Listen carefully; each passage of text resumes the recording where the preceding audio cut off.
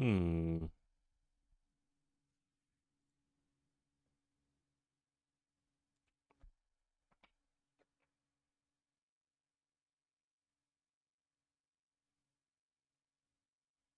Hello.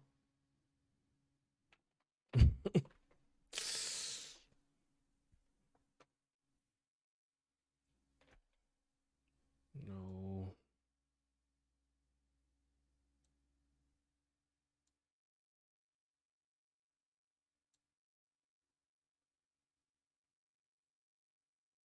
What's up, everyone? Hello.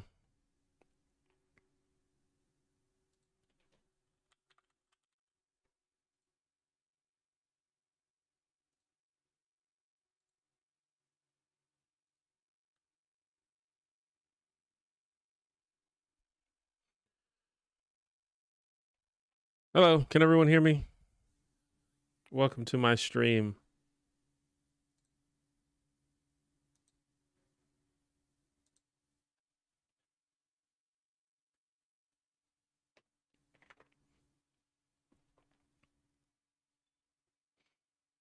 Cool.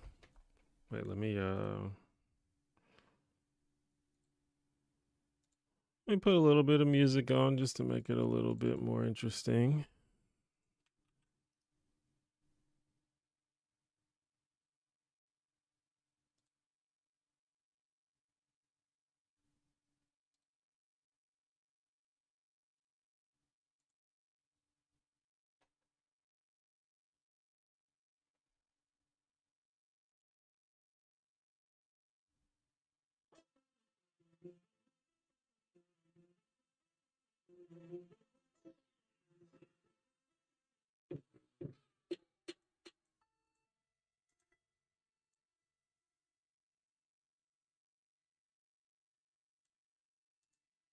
One sec. Sorry.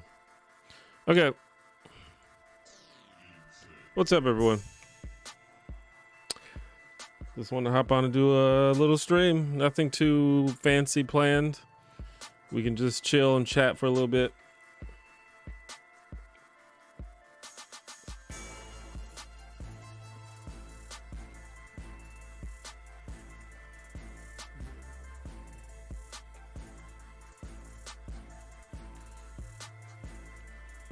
All right. How's everybody doing?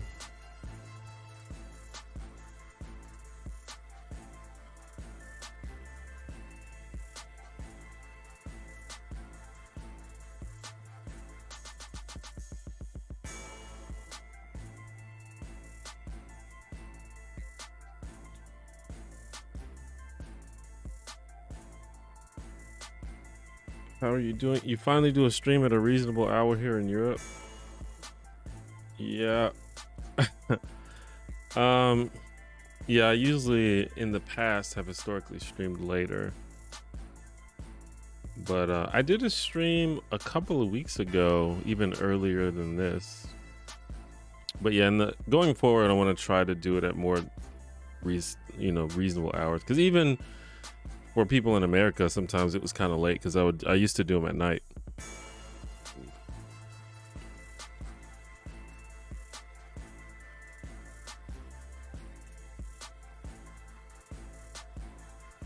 I'm baking chicken. That sounds good, actually. I'm not sure what I'm going to eat today, actually. I haven't eaten yet. I'm somewhat doing an intermittent fasting thing, but it's not really like, I'm not taking it that seriously. I just kind of try not to think about eating for a while. But I have to wait. I have a meal subscription box, and it hasn't gotten here yet, so I can't even eat yet. I would tell you which one, but then you guys would think that I'm doing an ad, which I'm not, so I won't tell you which one.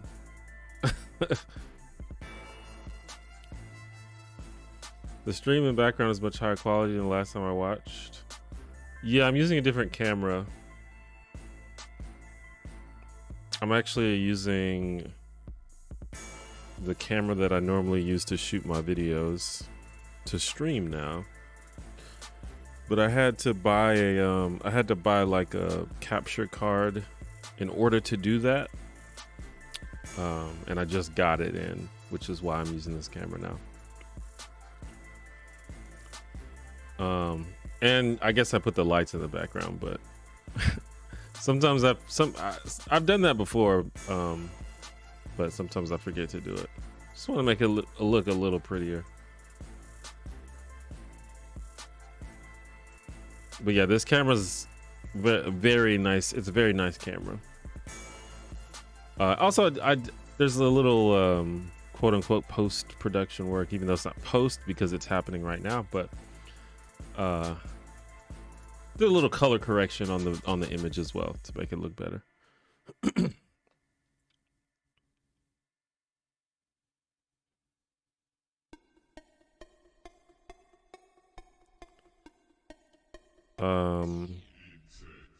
What do I think about Universal?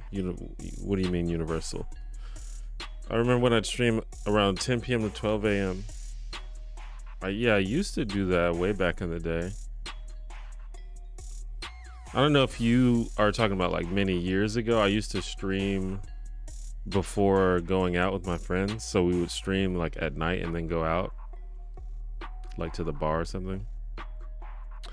But yeah, I don't know. I'm typically just kind of a night owl. That's just when I'm around is later in the day. But actually the last couple of weeks I've been waking up pretty early.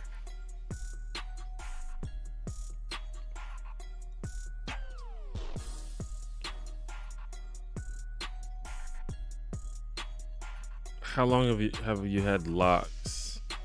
Well, the answer I always give is the last time I cut my hair was probably like 13 years ago. And at some point in those 13 years it became locks, but it wasn't always locks. I couldn't tell you at what point it became locks, but I've been growing my hair for about 13 years.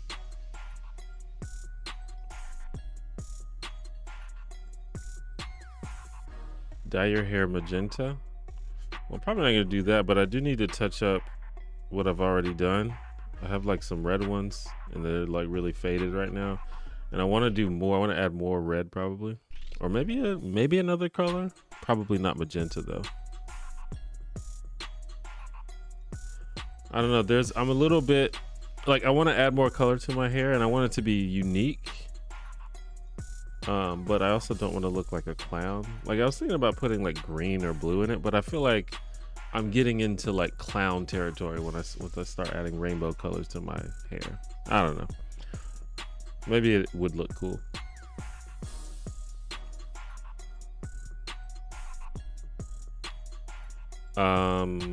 Do you ever think about doing a hard pivot and becoming like a flashlight review channel?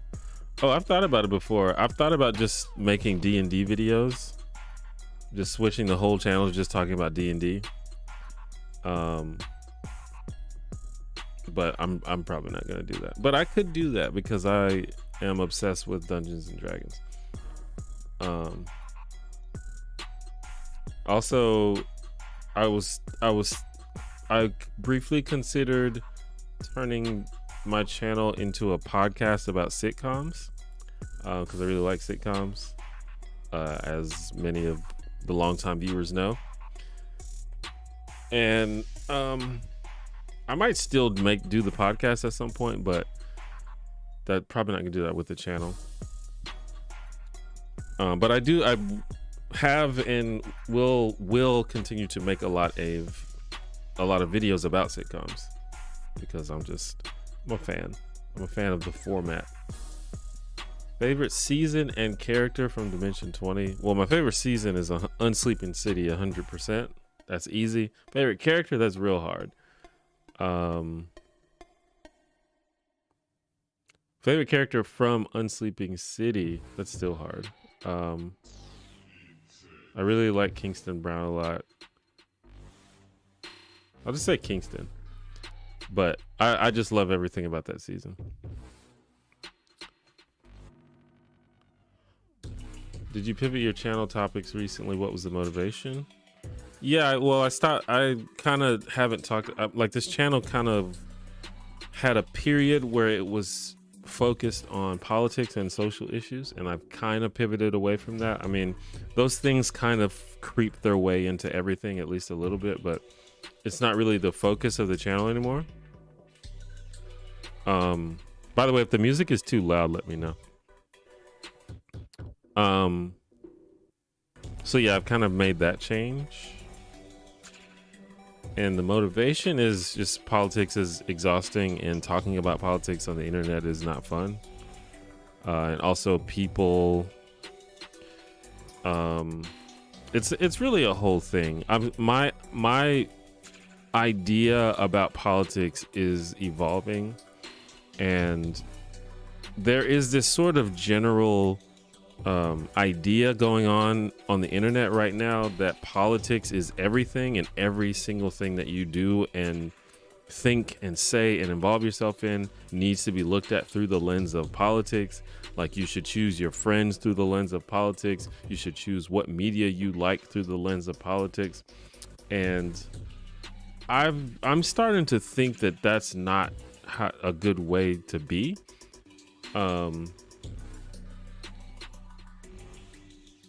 And I just don't want to really engage with politics like that anymore. And I just really don't like the way politics is discussed online, and that's kind of one of the reasons. And I don't know, I just don't want to really be a part of that chaos. But I'm still, I still think about politics and things all the time. It's still interesting to me, and I think there are still important things out there to talk about, but I just didn't really want to be super deep in the thick of that anymore.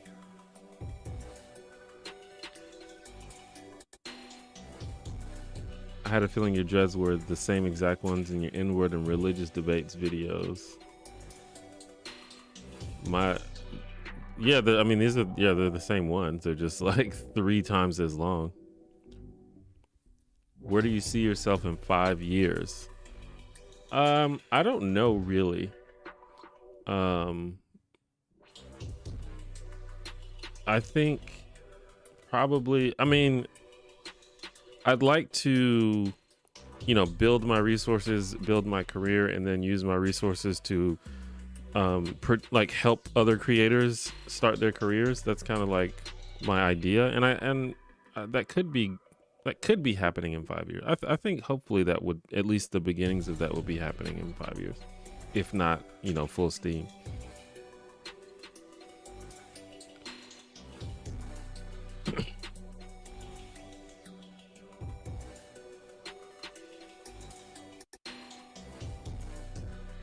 Yeah, freeform dreads, completely natural. I've never put a product in my hair or anything.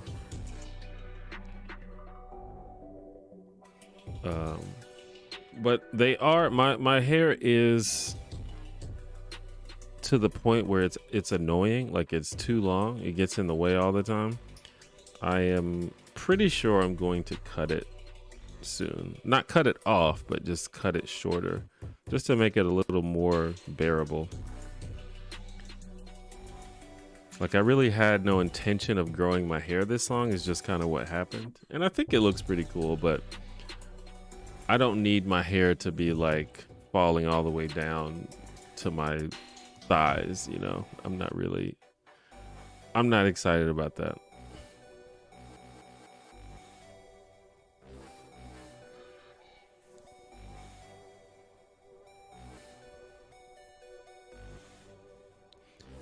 I'm jealous because I'm balding. Well, whatever works. You just gotta try to make it work for you. First time I've been on a stream and called out for green and blue clown hair. Well, I'm mainly just talking about how I perceive myself. I've definitely seen other people pull off green and blue hair and things like that. But I think particularly for myself, and I have these big thick dreads, I think it's very it can get to clown territory very quickly, because clowns often have big hair. But I could also be wrong. It may look fine. It may look cool. And even beyond a clown, like, clown is maybe not the best term. Like, I don't want to look like an anime character, Some people may want to look like that. I don't really want to look like that.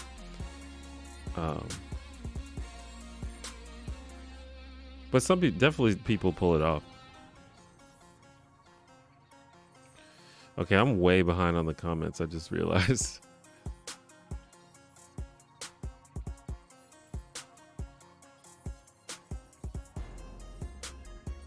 What's my favorite Jake and Amir episode? It is impossible to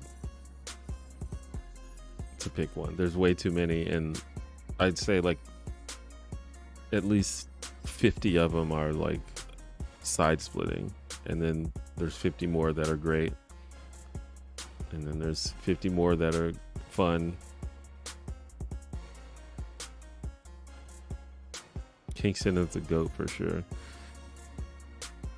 I need a YouTube mentor, by the way. Will you adopt me?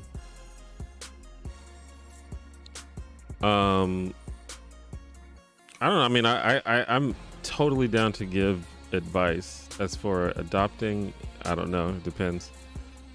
I don't know if I have the time to be like a full-time mentor, but I am always happy to give what little advice that I have, because I wish that people gave me advice more time, or at least I wish I had more resources to know what the hell I was doing on YouTube. And I still probably only 50% know what I'm doing, but clearly something that I have done has worked at least a little bit. So I am always happy to give advice to people who are like actually serious. Like if you're like just starting, the advice wouldn't be that interesting. It's just like, just practice. But yeah.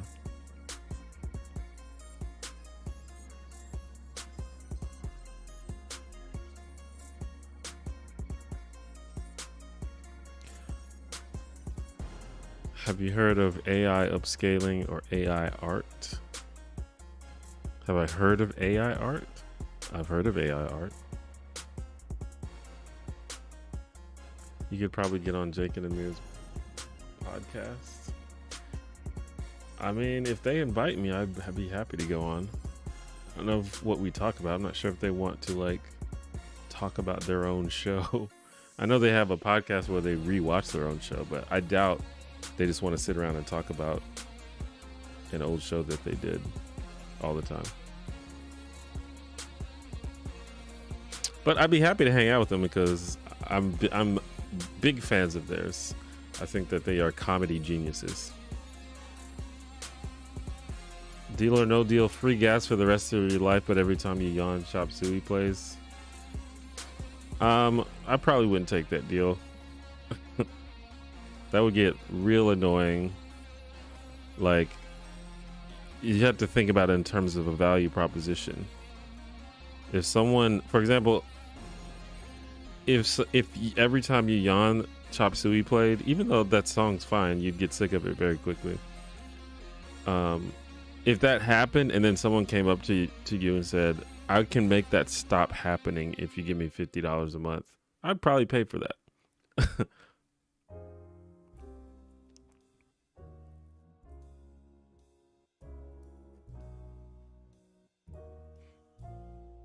I have a dead channel. No one's seeing my videos. Here's the test of whether you're ready for a mentor, because the solution to that is to make better videos. And if that answer is obnoxious to you, then you're probably not ready for a YouTube mentor. Are there too many options in 5e? Does it bog down the action economy? I don't think there's too many options. Because, I mean, the game, you want the game to be dynamic and fun. But it just depends on what you're into. Some people, I like that kind of stuff. I like having a lot of options. I like deep mechanical systems.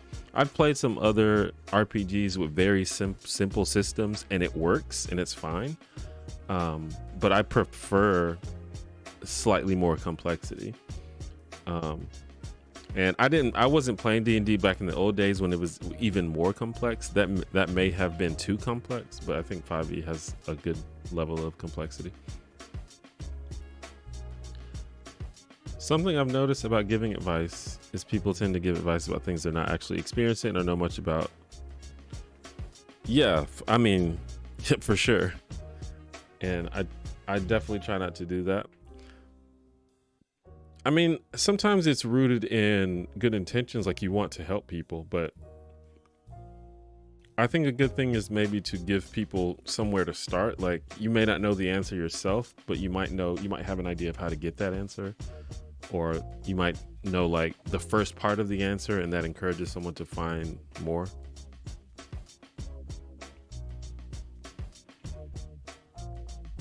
Have I ever been to a PAX event? I have not. What's my favorite sitcom watching snack or drink? I don't know. I'm not a big snacker. I try not to eat a lot of snacks. I guess if I'm not considering that, probably Cheez-Its. I'm a big fan of Cheez-Its. And they're not too crunchy. I think it's underrated to consider how crunchy something is, because it makes it harder to hear something when your food is too crunchy.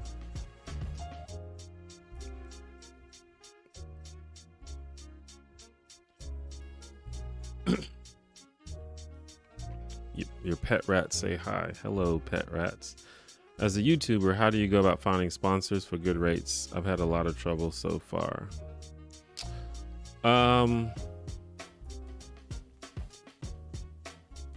So I think if there are other YouTubers that you know that have sponsors, definitely try to compare the rates that you're getting to other people. The thing about sponsors is once you get to a certain level of views and subscribers and popularities, the subscribers will just come to you. So finding sponsors is, I don't particularly know how to do that these days. Back in the day, there used to be all these different communities that you could join that connect you with sponsors, and YouTube has something called Brand Connect right now that you can look in your dashboard. I've never used it, so I don't know how that works. I've also had success just straight up cold emailing companies that I wanted to work with. That has happened once or twice. It's low success rate, but it has succeeded more than once. As for the rates, a good way to start is just to do it based on your views, so you can charge a certain amount per 1,000 views.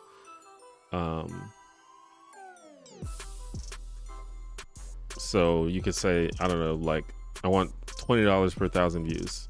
And if you know your videos usually get 10,000 views, then that's $200. So you can say, I'll charge $200 for sponsor rates. It's kind of up to you to decide. If you believe that you can provide value to a sponsor, then if you can convince them of that, then they will pay you more. So there's no like set rule. Currently I work with a company that helps me with that, so I don't have to think about it that much anymore. I'm lucky, but I do remember the days where I had to find my own sponsors.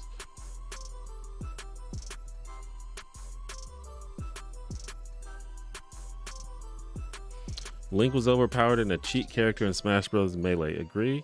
No, Link was pretty average in that game. I think he could be annoying because he just spams stuff at you, but compared to Fox or Marth or Sheik, Link was pretty bad. What's my favorite book? I really don't know. I always say 1984, but that's just kind of stock answer. What genre of YouTube channels I'm subscribed to? Almost everything. I'm subscribed to thousands of channels of just across the board. It's hard to pin down any individual one. What's better, making videos or making shorts? It depends on what your goal is. I think shorts is probably right now is a quicker way to build an audience, because shorts are much more likely to go viral than longer videos. Obviously you have to make good shorts, but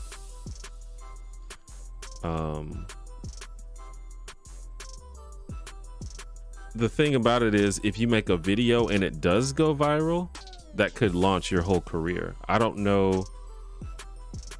Like you could get a decent amount of subscribers with shorts, but I don't really know what you do from there, because you, as of right now, people aren't making that much money from shorts. But if you are an active YouTuber and then you make a video and it gets 1 million views, you're gonna get like a $1,000 to $10,000 check next month that could help you launch your career. So it just kind of depends what your goal is. Either way, you need to make sure that you're making good videos first.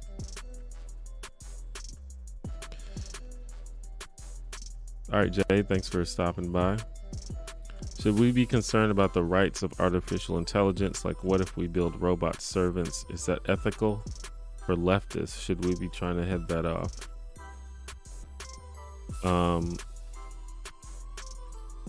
I don't think that AI has rights, so I don't really have an ethical problem with it. If we get to a level where we are convinced that AIs are truly sentient, I'm not sure. I mean, they have tests to deal with that, but I think that's going to be an interesting thing at some point in the future. I don't know how far in the future, but as of right now, it's pretty clear that AI are not sentient and not conscious and do not have empathy or anything like that. So I don't think they have rights, but we'll see.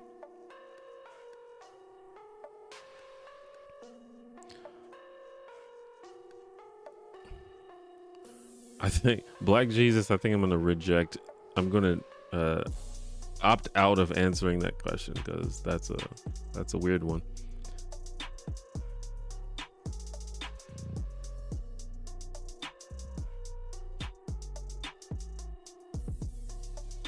What are funny comedy YouTube channels you like? What's coming to mind?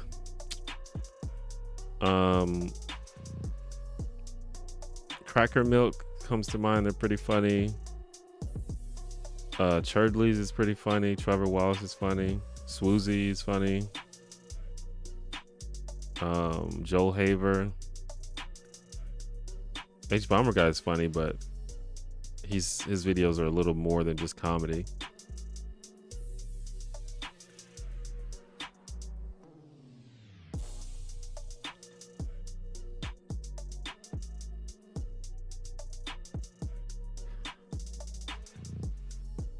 How do you probably learn about a topic in depth?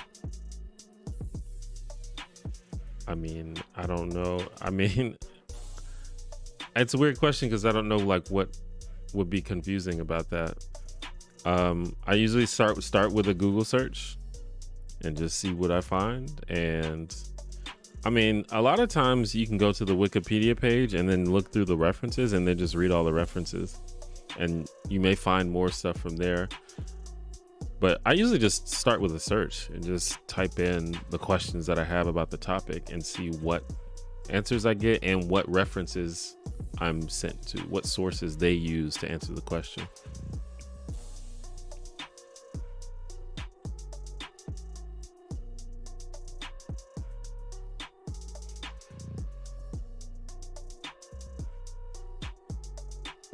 Is there any opinion you have that you are apprehensive to share because you worry about the blowback?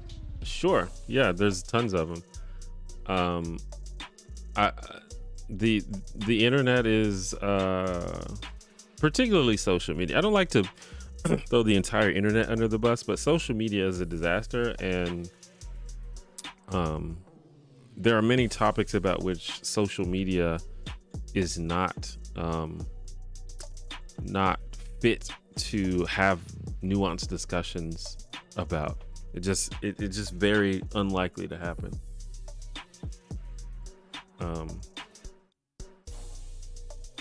And it's not like everybody, but social media is very good at amplifying minority voices to where it sounds like you're just being strangled by, you know, a million people, even though it could be small communities. But that's the problem with social media. I mean, an example is, for example, I made a video a long time ago about sort of the ethics of eating meat. And I personally don't have an ethical problem with eating meat, but if you ever encountered vegans online, it's a disaster. Like, and even though they're clearly like a pretty small minority on the internet, they go ham. They come out of the woodwork. If you knock on the door, they come out in the woodwork. And that's just kind of a funny example, but there's many, many more examples.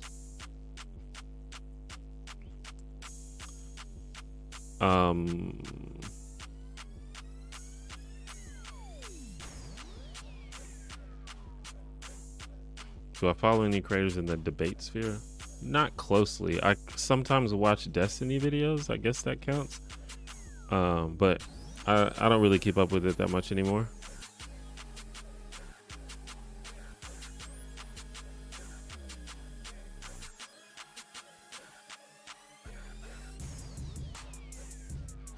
How's the TTRPG doing? You mean like my D&D game? It's going well.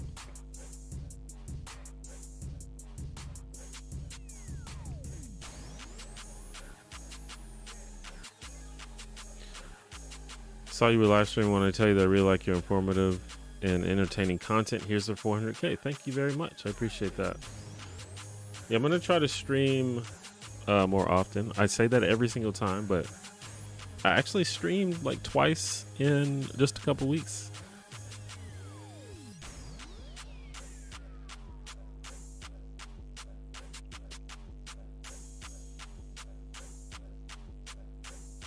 Yeah, I just recently started back streaming. I went almost a year without streaming, so and I've gotten like a lot of new subscribers recently. So a lot of new people don't know that I stream. So I'm trying to stream a little more often. I've seen you comment on a few Destiny streams and videos. He has a controversial presence, but as a fan of you both, I wonder about your thoughts on the man and his various projects. Yeah, I mean, Destiny's just he's a guy. He is one of the people on the internet. I think Destiny is a smart guy, and I like to hear the way that he thinks through things. He says some things that I agree with. He says some things I disagree with. That's kind of how it is for a lot of people, for most people, really. I think he has had some really good takes. I think he's had some really bad takes. One thing I do respect about Destiny is he puts his money where his mouth is. He doesn't just talk shit. He doesn't just talk the talk. He walks the walk. Like, he will go anywhere to defend himself. He is politically active. You know, he like canvassed for a candidate that he supported. Like, he's not just a talker. And I think a lot of these politics people online are just all talk, and when it comes down to it, they won't put their money where their mouth is. So I give Destiny props for that.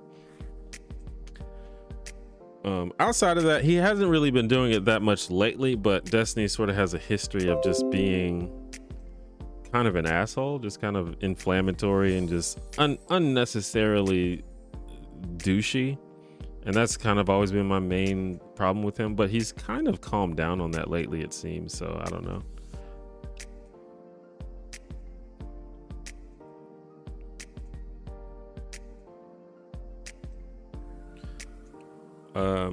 Any talk about ChatGPT, or have you watched The Last of Us?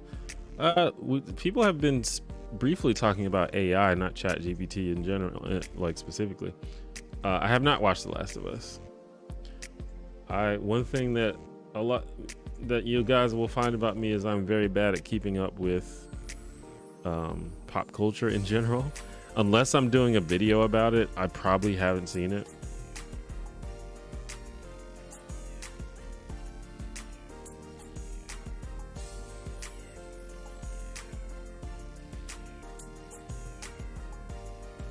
So yeah, I haven't seen it, but everyone says that it's good. And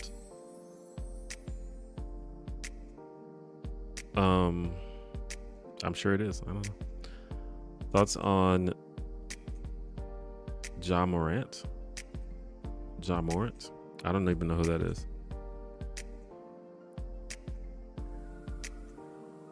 Oh, it's a basketball player. I don't know. Yeah, I don't know what happened with him. Yeah, I haven't followed NBA in a couple of years. I don't know what's going on. Am I worried about the recession? Not really. It's not really something I think about. I don't really know what I can do about it if it happens, when it happens. I mean, are we currently in a recession? I don't even know. I don't pay attention to the economy. I just kind of try to do what I can. Like when it comes to, especially when it comes to like money and finances, I just kind of go roll with the punches. I try to vote and support candidates that I think will be good for the economy, but outside of that, I don't really know what to do. So I don't pay too much attention to it.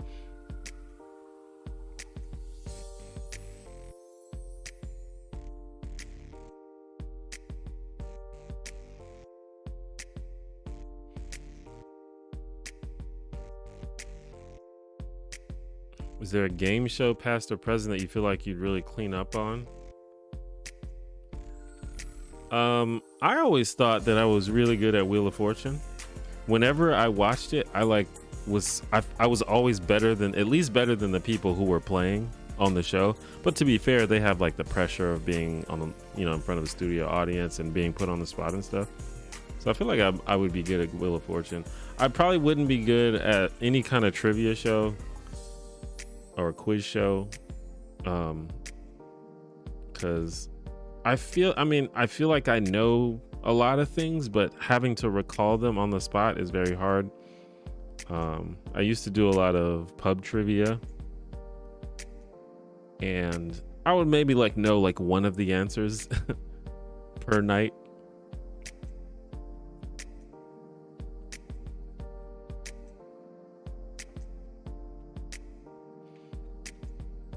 But word games I'm usually good at. We used to play Taboo a lot, if you know that game. I was pretty good at that.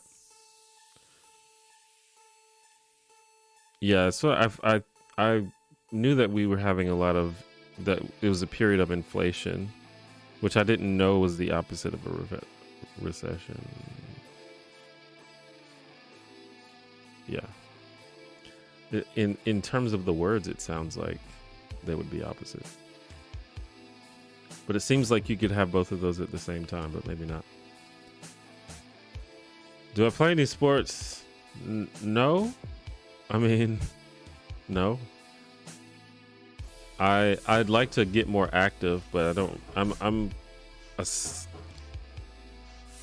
historically somewhat of a sedentary person, although I've been trying to get on my feet a little more, but I don't regularly play any sports. I went to Top Golf the other day though. Does that count?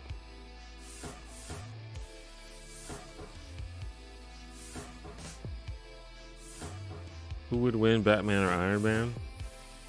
I mean, I hate doing this with Batman, because Batman, there's just this idea that Batman would beat anybody if you give him time to prepare. Certainly Batman could devise a way to defeat Iron Man, but if it was just a spontaneous meeting in the middle of the street, obviously Iron Man would win. It's just, he's it wouldn't be a fair fight at all.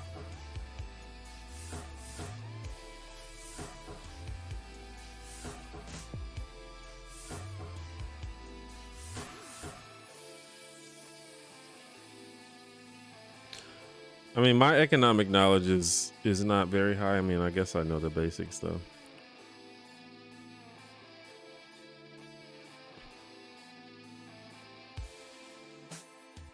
Do I LARP? No, I've never done that before. Seems like it would be fun. I'm not exactly sure how that works though.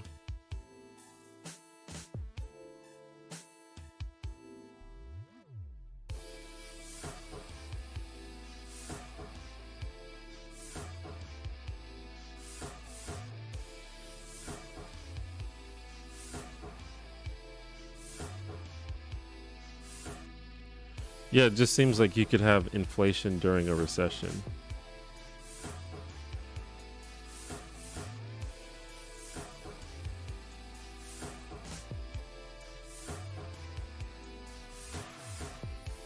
Would you rather fight 10 duck-sized horses or 1 horse-sized duck?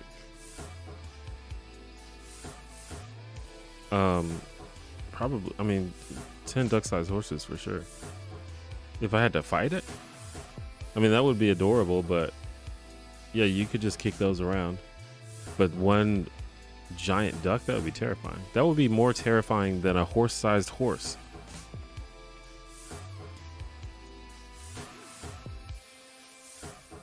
What books are in my future?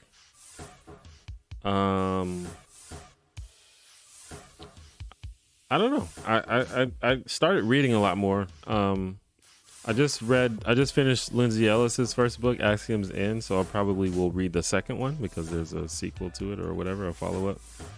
I'm currently reading I Will Teach You to Be Rich, which is, you know, a personal development finance book, which is a little bit cringe, but it's true and it's a good book. And I'll probably I like sort of personal development books, but you have to be careful with that because they can very quickly slip into like very kooky self-help territory. So I have to use discretion with those. Outside of that, I don't know. I'm open to suggestions because I do want to read more.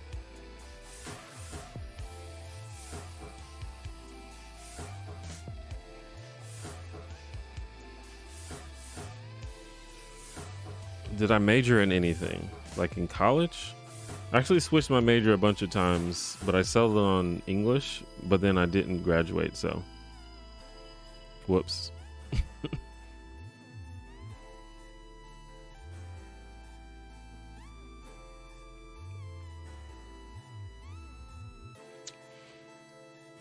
Inflation during recession is common. Yeah, I thought that, didn't someone say that inflation is the opposite of a recession, or did I read that wrong? I'm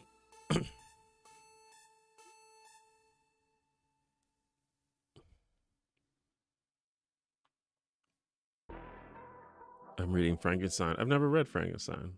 That's something I want to do actually too, is go back and read a lot of the classic novels that I've never read, which is most of them.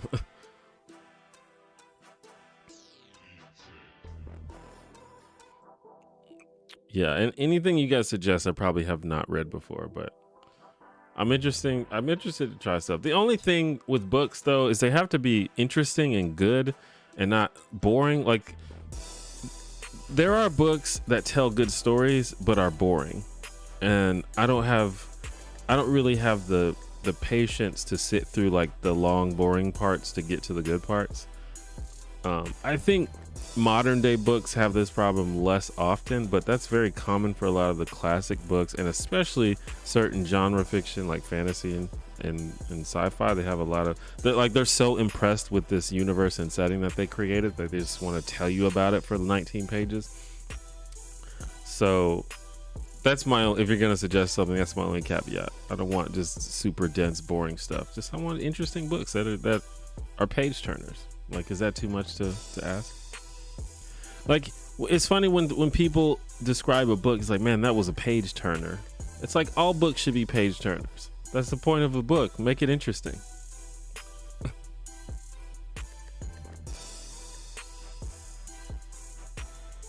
Anyway, I didn't mean to rant, but anyway.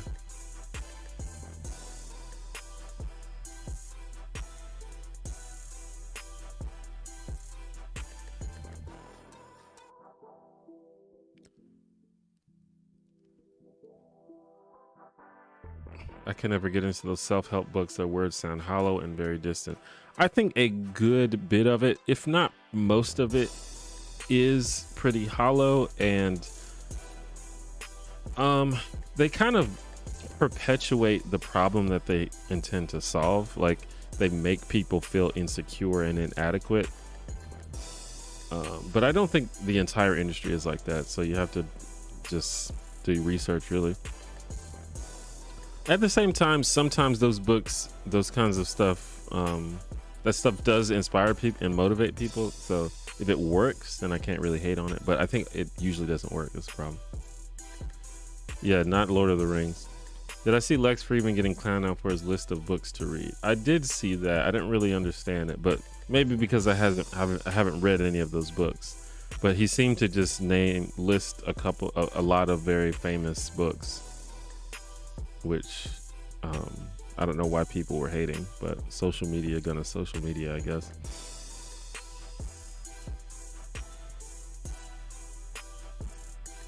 I definitely think the classics can be page turners, but you got to be in the right mindset. Yes, I mean, some of them are. I think The Catcher in the Rye is a page turner. Of Mice and Men is a page turner. And I know this because these are the only ones that I actually could get through, like in my younger days when I wouldn't read anything. The Odyssey is a page turner. That's like one of the most exciting fucking stories ever. So yeah, some of those classic stories are page turners, but a lot of them aren't.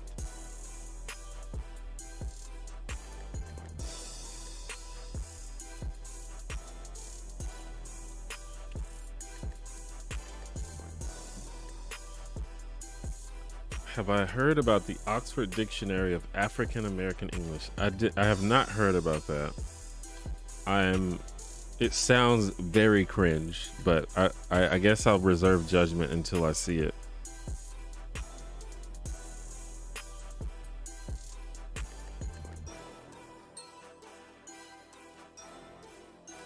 Callahan's Cross Time Saloon by Spider Robinson. Never heard of it, but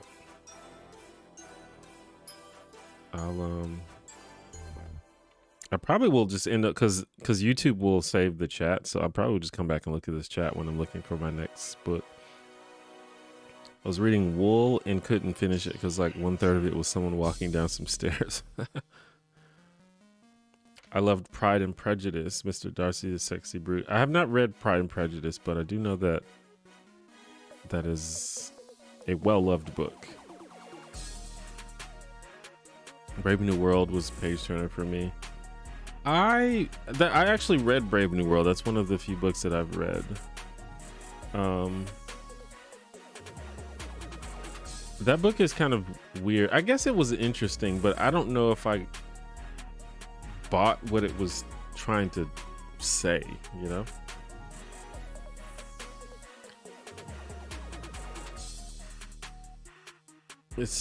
I can't remember exactly, but it was just something about how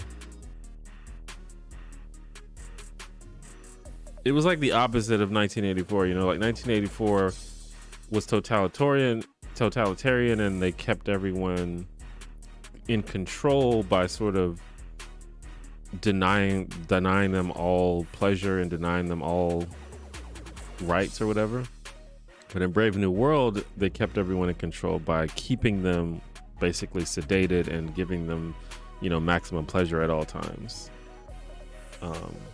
But I don't know if I buy it the same way.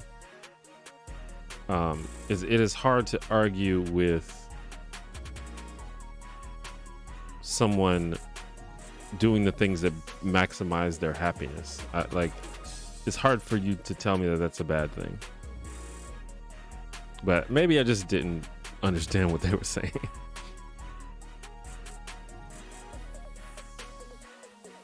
Amelia Bedelia. I remember that.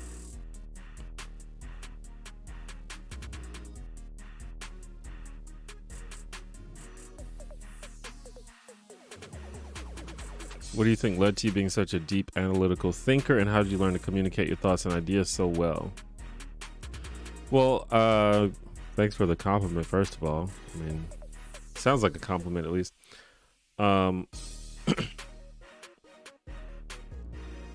What do I think led to it? I have no idea really. I think growing up, my parents instilled in me and my brothers just sort of like a curiosity, and just didn't like punish us for asking questions, and were always open to us asking questions and supported us when we were curious about things. And I think that maybe just instilled me and my brothers this sort of tendency to analyze and be curious about things. How did I learn to communicate my thoughts and ideas so well? I don't know. Maybe it was good schools. I don't know. I really don't know.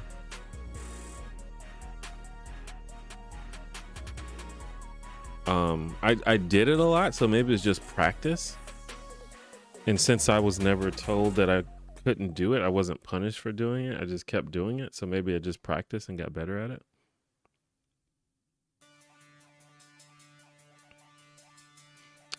I'm also a very slow reader, MPG. I've actually never read any Stephen King novels. My Power Rangers fan, I'm cool with the Power Rangers. I have very fond memories of watching Power Rangers as a kid. I like the idea of it. It's cool. But do I follow it now? Am I like a super fan? No, not at all.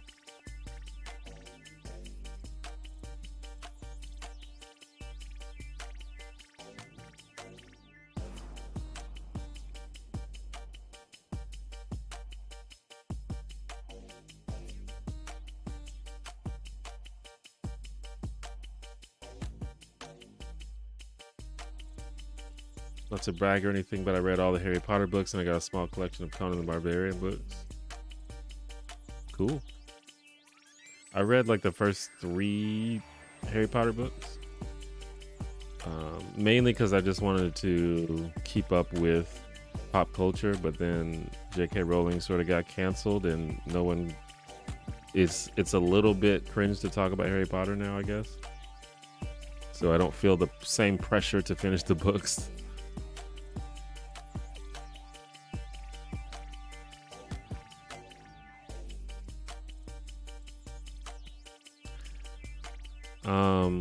The new Ninja Turtle trailer looks bad. I haven't seen the trailer, but I have heard that they're making this movie. It has a good cast, so that's interesting. That's my personal answer to the original trolley problem. So if I'm allowed to break the hypothetical by doing nothing, then that's my answer. But I guess doing nothing is one of the choices. If you do nothing, then the 5 people die. But I don't know. It's something it's a hard problem by design. But I'm uncomfortable with the idea of my action being what causes someone's death. Because if you do nothing, I think action causing someone's death is worse than inaction causing someone's death. They're both unfortunate, but they're not. I don't think they're equal. And I think that the trolley problem argues that they're equal, or it's trying to determine whether they are equal. And I don't think that they're equal.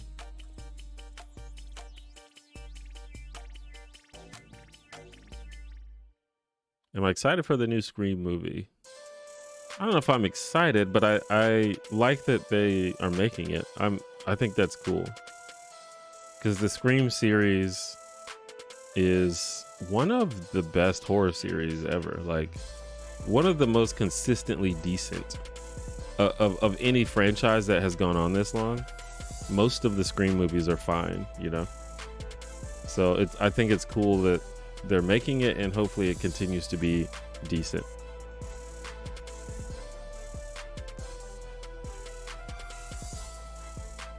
How many ducks do you own? 0. Have I ever read Animorphs? I actually completely missed out on Animorphs. I remember seeing the books all the time growing up, but I just never got around to reading any of them.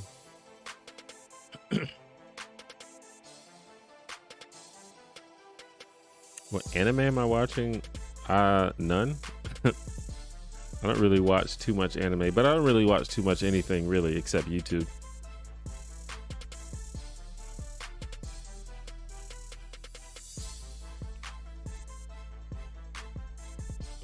Your brother says the exact same thing for the trolley problem. Well, that's cool, because sometimes I feel weird because it seems like the vast majority of people have the opposite answer, where they say that they pull the lever to make it so that only one person dies. It seems like that is the most common answer by far, and I'm one of the few people that has a different answer.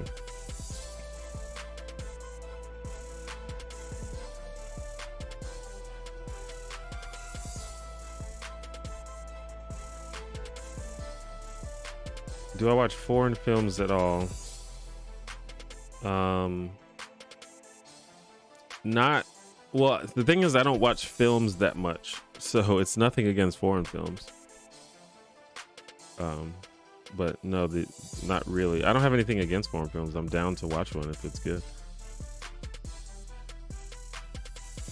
I'm very out of touch when it comes to pop culture. I don't know that much about new music. I don't know that much about movies or TV. I kind of just, what I watch is I watch a shit ton of YouTube, and then I will randomly go back and watch things that I want to make a video about. That's kind of how I watch things. Sometimes I'll get into something. Like, for example, I am very, very into the MCU. So I watch every MCU film and TV show. Occasionally I will find a show that I really like. Like I was super into Schitt's Creek when that came out. I'm a big fan of sitcoms, which I said earlier, but so if it's a sitcom, it's like twice as likely that I'm gonna watch it. But in general, I don't keep up with shows and movies and music and stuff.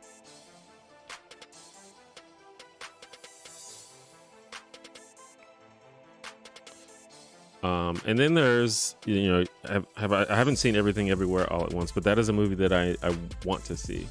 So sometimes there's movies that I want to see, and we'll see eventually. What's one of my favorite foods in the world, or several if I can't pick?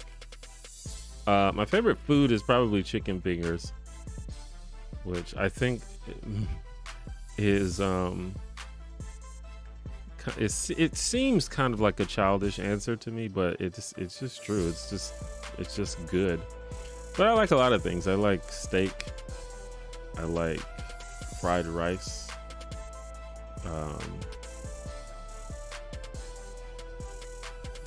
Those are probably the top 3 things I can think of right now.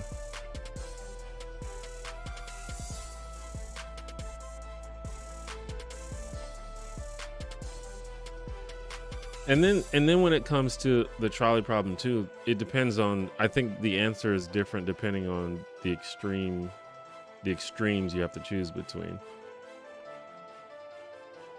And hypotheticals, and the problem with hypotheticals is they're hypothetical, and you would never be in that situation. So in a way, you don't have to think about it, because that's never going to happen.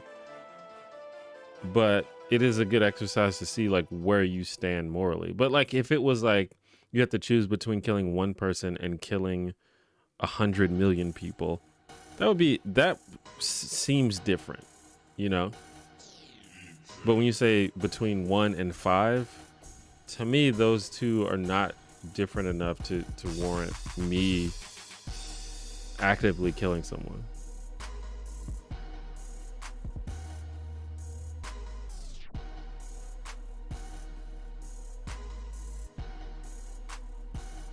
How much of a Topanga crush did I have growing up? I had a little bit of a crush on Topanga, but I was much more of an Angela person. Angela all day.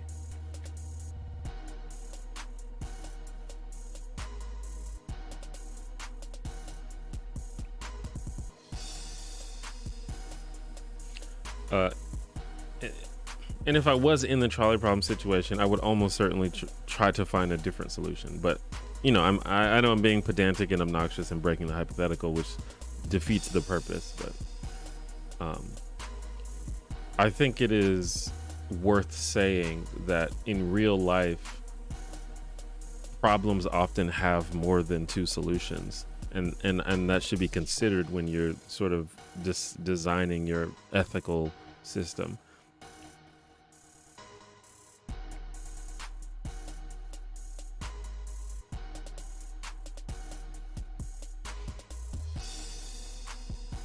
What do I think about applied philosophy, bibliotherapy, philosophical counseling, philosophy for children? I don't know too much about how that works, but if you're gonna apply philosophy, I would it depends on how this is being applied, because you know, anything that is terms like you mentioned, counseling, things involving children, these things need to be like evidence-based, and when you're talking about applied philosophy, a lot of philosophy is not evidence-based, so you just have to see how that works. Who is my favorite Spider-Man? Like which actor? Or, I mean, I'm a big MCU guy, so I got to go with Tom Holland.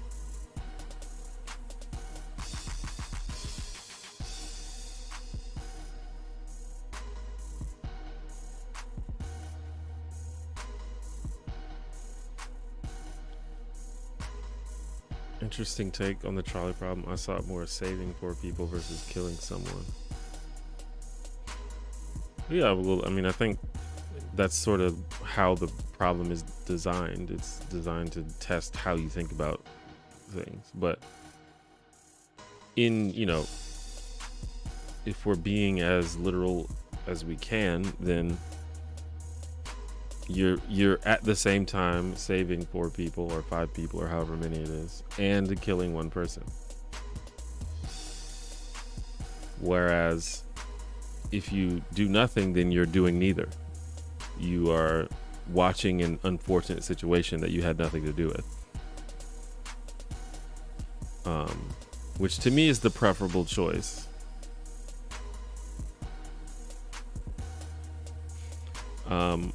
But you know, there's different ways to look at that. Like, for example, if there is, instead of 1 person on one side, there's 0 people, and you have an option to pull a lever, I think we'd all agree that the moral choice is to pull the lever. But of course, in that situation, you're not causing someone's death. So, I mean, that's, you know, ethical philosophy is complicated. That's why people talk about it. But it's an interesting exercise.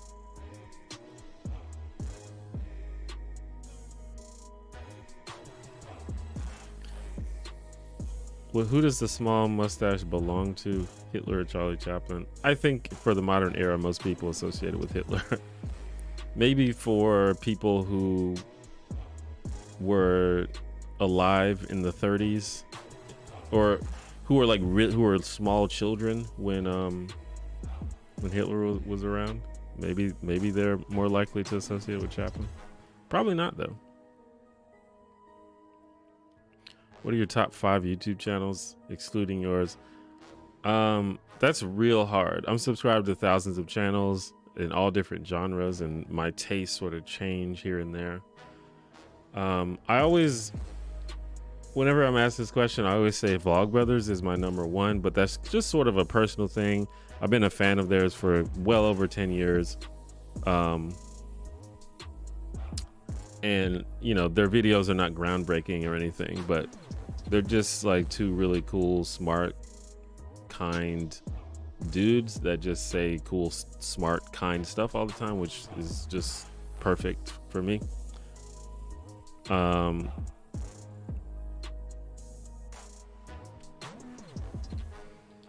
then there are channels that I think are brilliant but don't post that often, like Captain Disillusion. I think is just one of the most mind-blowing channels on YouTube, but he uploads like 1 or 2 times a year at this point. Same thing for ContraPoints. I think ContraPoints is a genius, but she's uploads like once a year now, you know.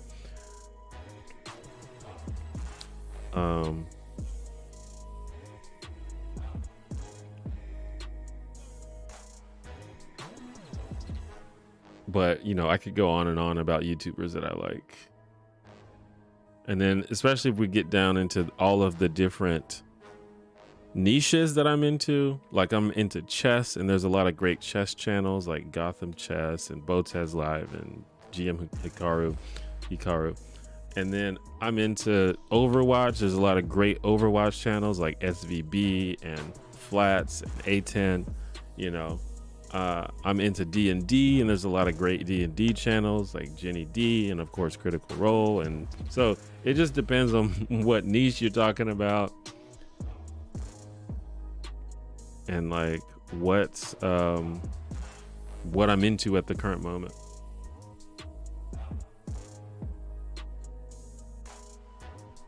What's my go-to wing flavors? I either do lemon pepper. I think lemon pepper is just the best flavor. But sometimes when I'm feeling weird, I just get them plain and just dip them in like ranch or hot sauce.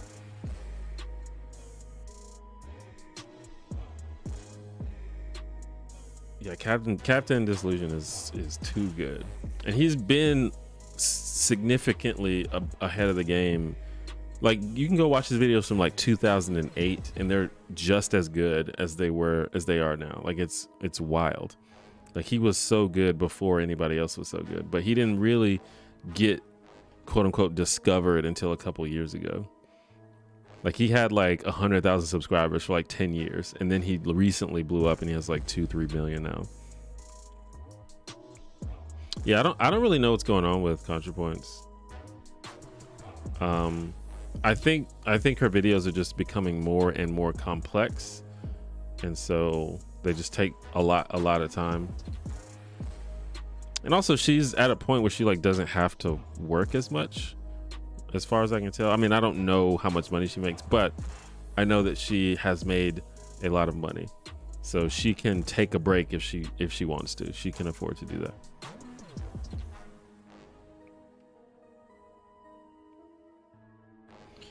Beyond YouTube, who do you draw inspiration and or strength from?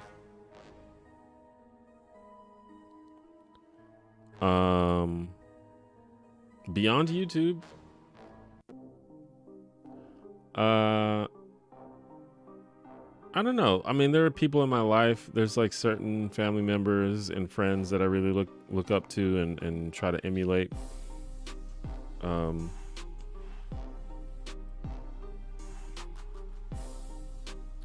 Lately, I've been really into people.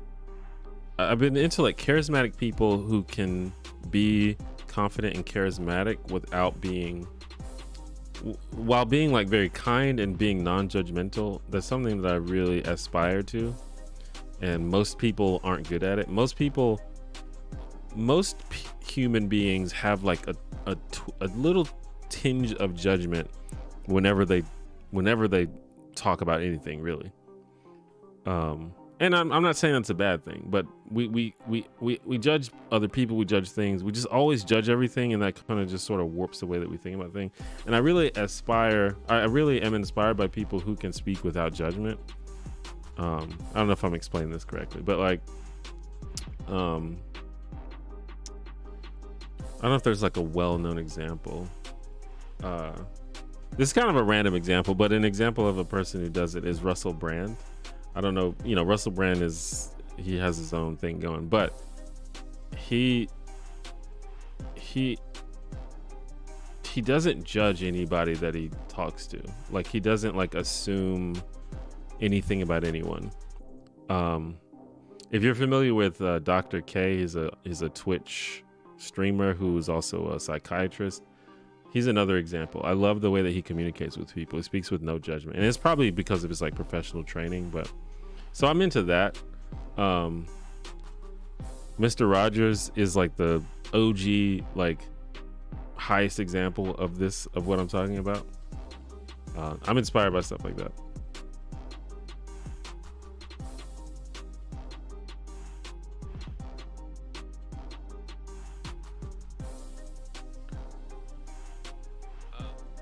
I am hyped for the new D&D movie. I think it looks cool. It looks a lot better than that old Dungeons and Dragons movie.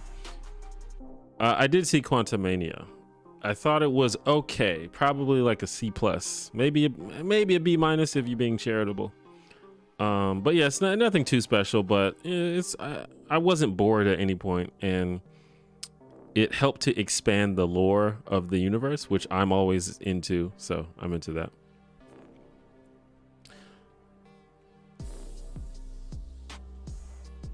Do you think that our talk about generations, boomers, Gen X, Y, millennials, is this just about white people? I always feel like these groups exclude me and other BIPOC.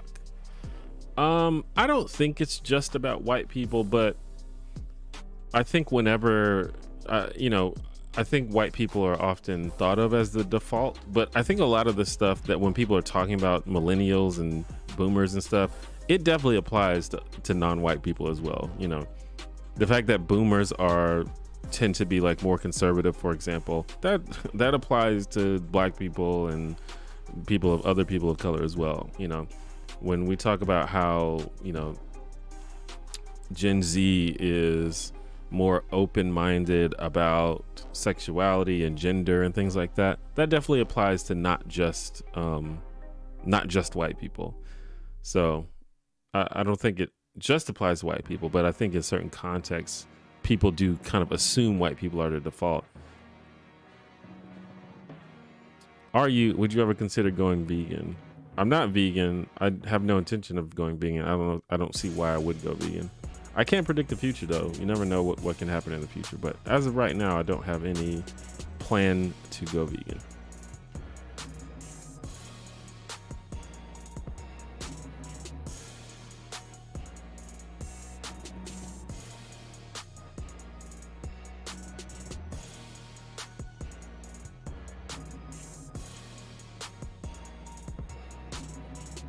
Yeah, I really want to aspire to being non-judgmental.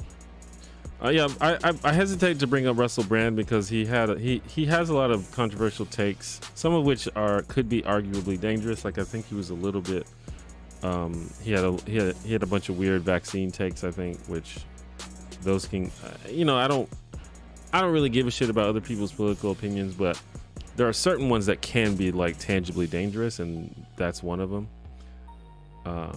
But that is one thing that I do admire about him, is he seems to be a very kind-hearted person, and he seems to speak with just complete lack of judgment, at least in public when he's talking to other people, which I like.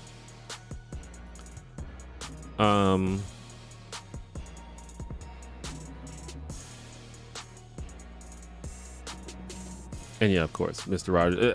Mr. Rogers is kind of a cliche answer, but I mean, Mr. Fred Rogers was a legend, and I aspire to be like that. Just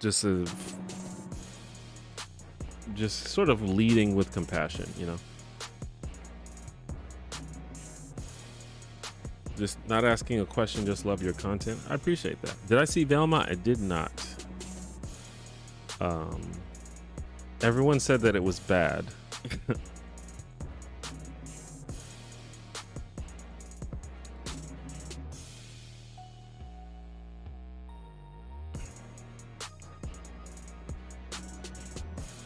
I'm only vegan with seafood? What does that mean? You don't eat seafood? Is that what you mean? Hot take, I think Gen Z is the most neurotic generation. I don't know.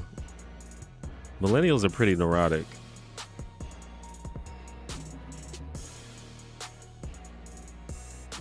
Where do I want to go on my next vacation? I don't know. I've been wanting to go to Vegas for a long time. I don't know if if I could pick, if I could pick anywhere in the world to go, I don't know if I would pick Vegas, but Vegas is within the realm of possibility, and it's something that I've always wanted to do, so that's something.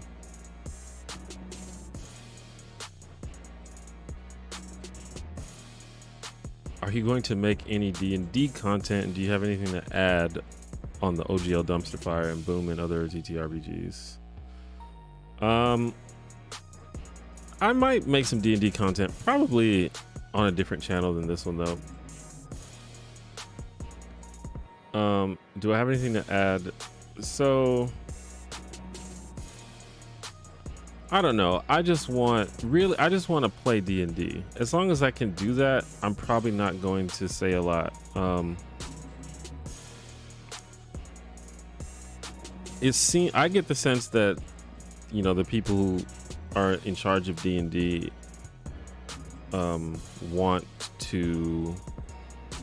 they understand the importance of their community and they don't want to piss off their community. But at the same time, Wizard of the Coast and Hasbro is putting pressure on them to make money. So I don't know how that's going to work out, but I'm happy that other RPGs are getting exposure now. I think everyone should try every different system that they can. But I'm not interested in all this sort of negativity and cynicism about, you know, Wizards just wants to gouge everyone for their money. They don't care about the community. I don't think that's true. And also I don't care about this, well, you shouldn't be playing D&D anyway because there's better system. It's like, play whatever you want. I like D&D a lot, so I just want to play D&D, and as long as I can do that, I'm probably going to be happy. Maybe I'm just kind of being a passive sheep in that sense, but I just want to play D&D. I don't want to involve myself in fucking online squabbles. I mean, like, if it gets to the point where it becomes sincerely a problem for my personal ethics, then sure, but I think a lot of this is just people finding a reason to be mad about something that they don't really understand that much.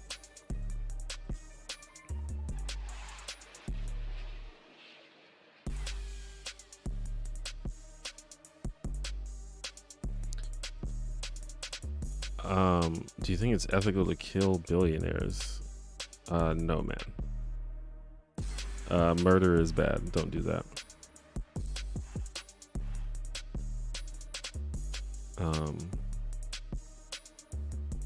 This is what I was talking about. We was talking about the vegans, how ham the vegans go online.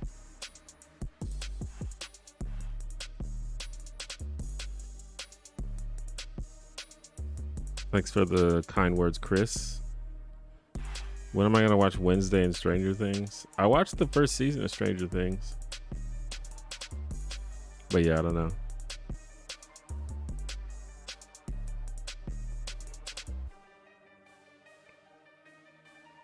Is this a GoldenEye remix? I don't know if it's currently playing or if it was the previous song, but I don't know. There's a very good chance that it could be. I wasn't paying attention.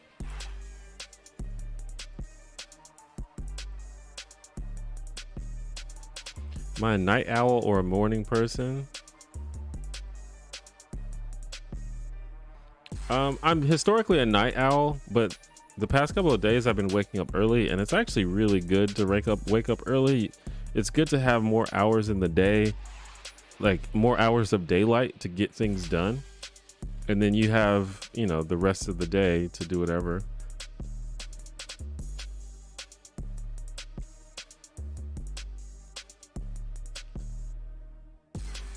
I've never played Warhammer. I would like to try it out though. If we could colonize Mars, should we? And would you want to live there? I think we should. And would I want to live there? I don't know. If it seemed fun, I would have to see. I have no idea how it would be. It might be fun. It might be fine, but I'm guessing probably not. At least not in my lifetime. It probably would take a long time for them to get to the level of comfort that I would be. I would want. Like I'm not interested in being, you know, one of the first colonizers that have to deal with all the harsh and terrible conditions. I don't want that. Call me once you figured it out. Once you can like make air conditioned apartments like I have now, then you can. Then I'll come over there. Once you get some once you get some fast internet on Mars, then holler at me.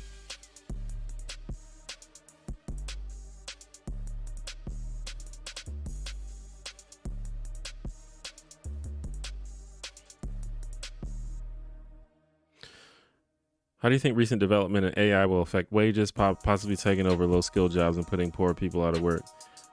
I mean, AI and robotics and all that is going to continue to replace humans in the workforce. That's going to continue happening, and we need to do something to deal with that. I don't know if we're going to, but we should do something, because that is going to put a lot of people out of work, as it already has.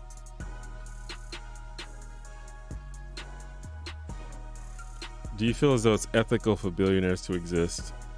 So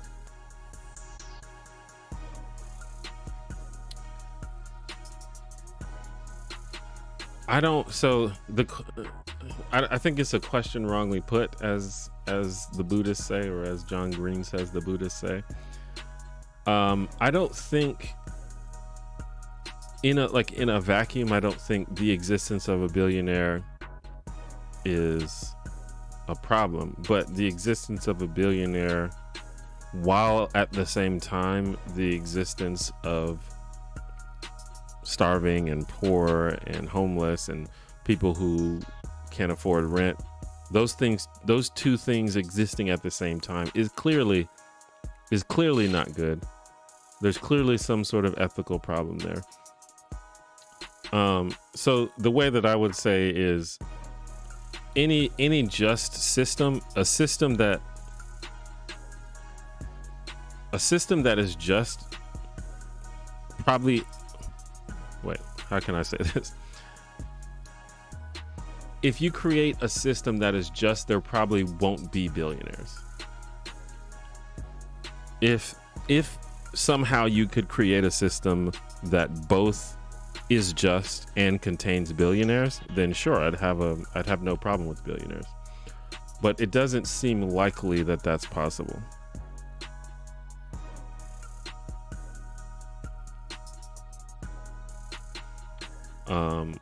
And of course, what a just system is somewhat subjective, but that's another question.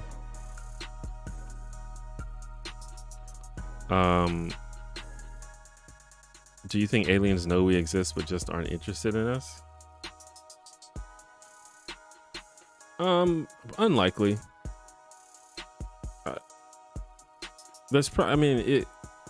There's a decent chance that aliens exist, and they probably just haven't contacted us and haven't found us in the same way that we haven't found them, because the universe is just too big.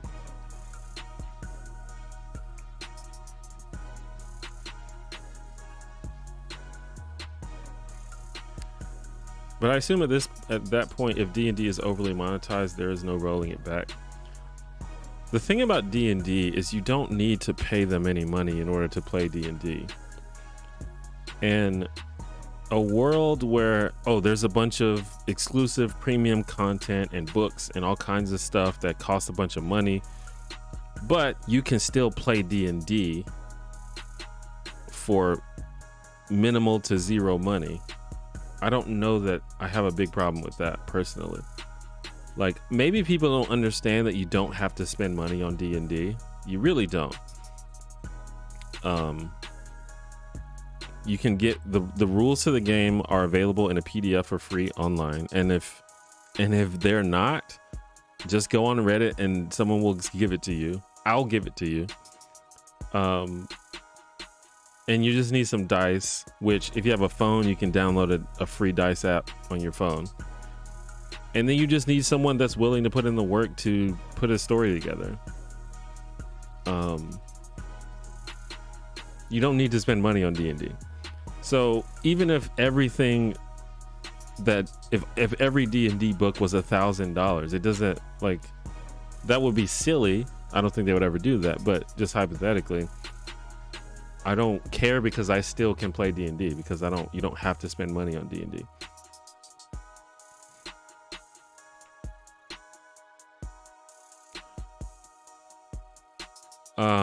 How long did it take you to learn how to edit videos to the point of feeling good about posting them? So I really don't know. I don't think that I've ever been very good at editing. So I guess the answer to that is just immediately. I just started editing videos and putting them on, and I don't think any of my videos are particularly well edited. I think the newer ones, like in terms of newer, I mean like the last 5 are some of the most well, are I mean not some of, they are the most well edited. And pretty much everything else before that has been bad. And even the last 5 are not great. They're like maybe a B-, maybe a C+ in editing. But everything before that was like a C- to a D. So I never thought that I was very good at editing. As soon as I make a little more money, that's one of the first things I'm going to do is hire a professional editor to make the videos like actually look professional.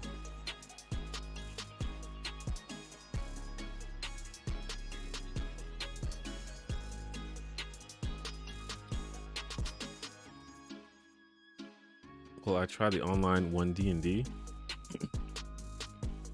I mean, I'll try whatever they have. Yeah. Do you know how to play spades? I do know how to play spades.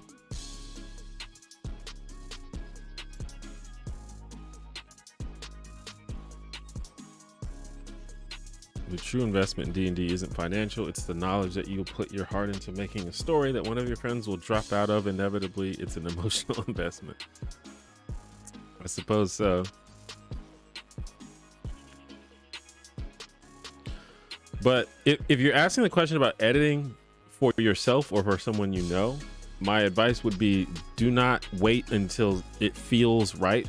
If you're just a beginner, you know, just post stuff, keep making stuff and keep posting it just to just for the reps, because you're never gonna, like, you have to be bad at something before you're good at it. Like, there's just no, you're never going to get to the point where it's like, oh, okay, I'm good at editing now.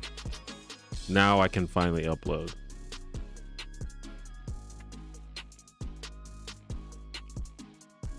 What is a movie, TV show, and or book everyone likes that you don't?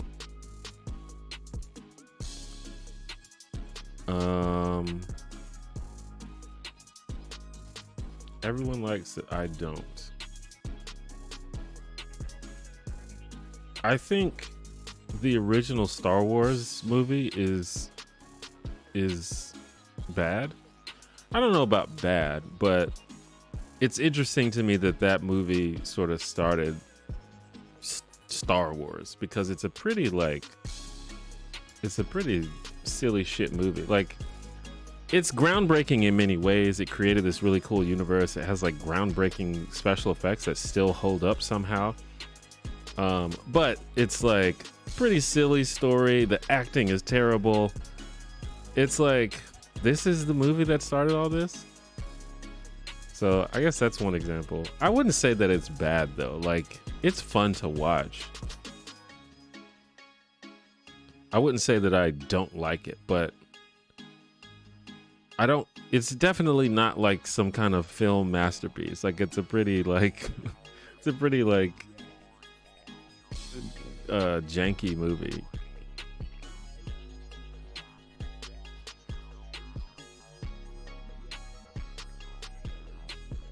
Yeah, maybe you do have to grow up with it. And I'm sure there are things that I love that I think are great that other people who, you know, didn't grow up with it probably feel the same way.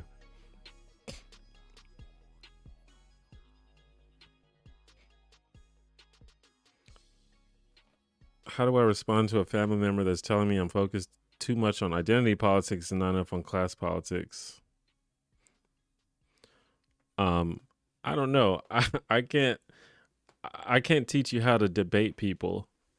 If these people seem to be open to conversation and open to having their minds changed, then you can sort of research your position and prepare an argument about why you think identity politics are more or as important as class politics, and the problems that you have with their argument.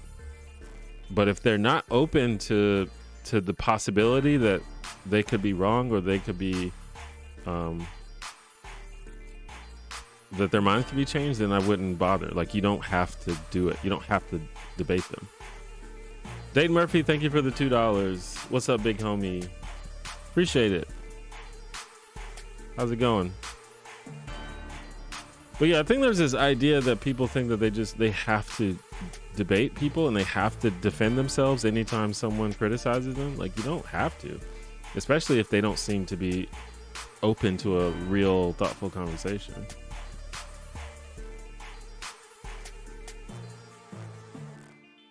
I released a few vids. Just editing is painful. Yes, editing is very tedious and very.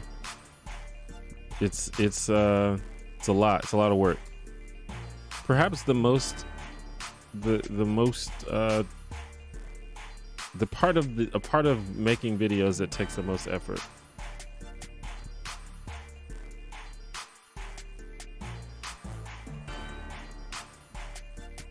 But I enjoy editing. I just wish it didn't take that long.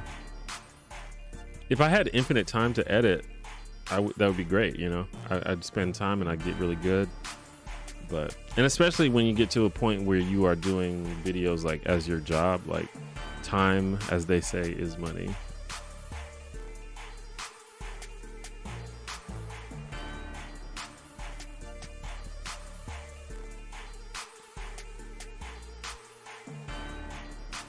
The more I pay attention to current events, the more I feel the world spinning out of control. How do you deal with information overload? Get off the internet, get off social media. There's a lot of problems in the world, but all of the negativity and chaos is not the only thing that is happening in the world. And if you don't get off of social media, you may not be able to see that. Also, you can just give yourself permission to tune it out for a little while. Like, there's no rule that says that you need to be super informed about every single thing that's happening in the world. No, you don't have to do that. Just turn it off for a week, you know? Take a break. You should give yourself permission to do that.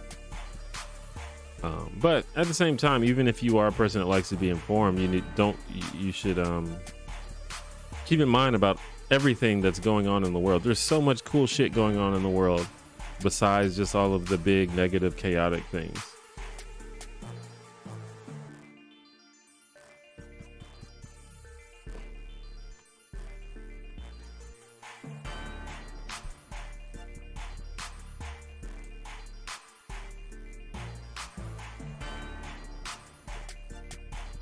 Like, I'm looking up interesting things that are happening. They're doing a celebration of the art of Picasso in several museums across the US and Europe. That's pretty cool. The coronation of King Charles is happening. I don't know if anybody's interested in that. The US Open, that's cool. There's a lot of stuff going on in the world, you know. You don't have to pay attention to just the negative stuff. That's all I'm saying. I completely agree with the Star Wars take. Yeah.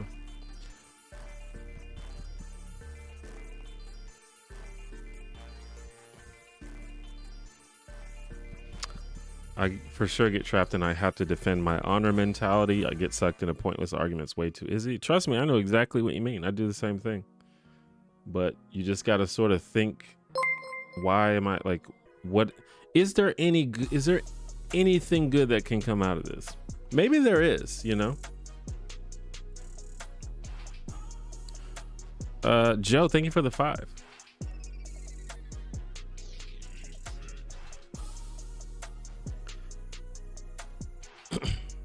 Like, I like to have interesting and challenging discussions. Like, don't get me wrong, I enjoy that immensely.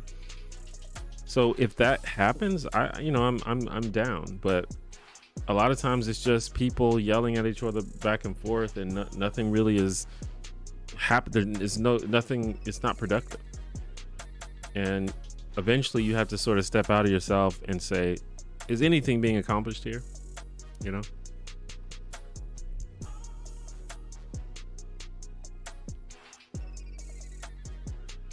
I think everyone needs at least one offline source of recharging, whether it's a pet or working out or music or gardening.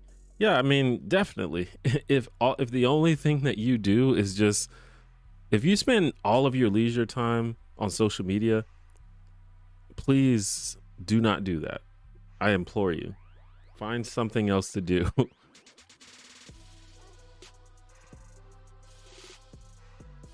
Do something. Get, call a friend, take up drawing, play an instrument. Gardening is great. Exercise is perfect. Get off social media. I'm not even saying get off the internet. I'm saying get off social media. Get off Twitter, get off Facebook, get off Instagram, get off TikTok.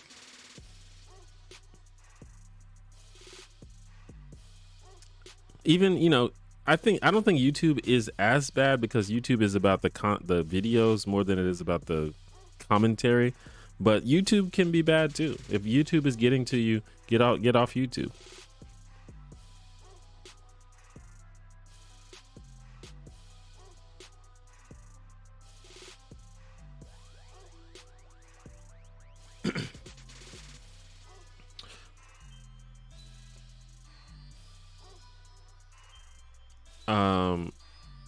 What's up, Rose? Do I ever catch myself on Tumblr nowadays? No, not at all, actually. I've kind of abandoned Tumblr. I have it so that whenever I make a new video, it automatically uploads it to my Tumblr, but I don't go there personally. I think that still happens. I haven't even checked it. It may be broken. Yeah, it is broken. Lol.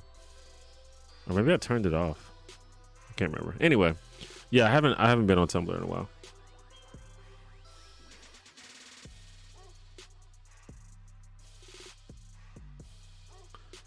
They're doing a Native American film festival with Native directors near my area. That's pretty dope. Yeah, I mean, there's tons of stuff like that everywhere. Yeah, that's another thing that you could do is like see what's going on locally, like in your area. Go see a live show. Go to the local museum,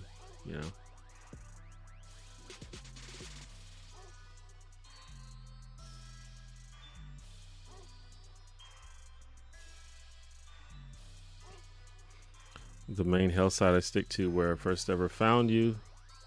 Yeah. The Tumblr days were wild. I think that there was a period, I went through a period of evolution during my time on Tumblr. So hopefully what you remember of me on Tumblr is mostly positive.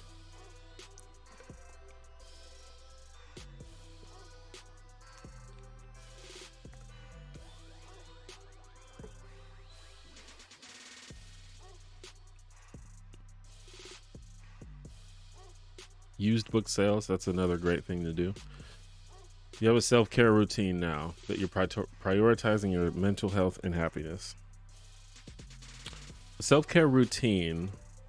I have a lot of self-care habits. I just try to develop positive and healthy habits. I don't know if I have like a specific like conscious routine.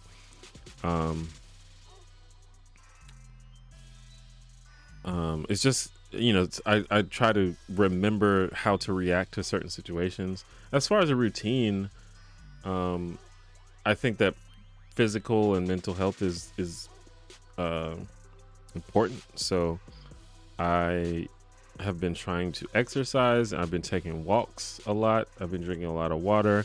I've been trying to be more conscious of what I eat. I just think all that is important.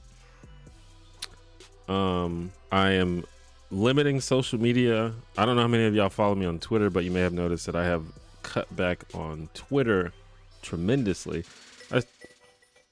Whoa, someone just called me. Anyway, I've cut back on Twitter immensely. So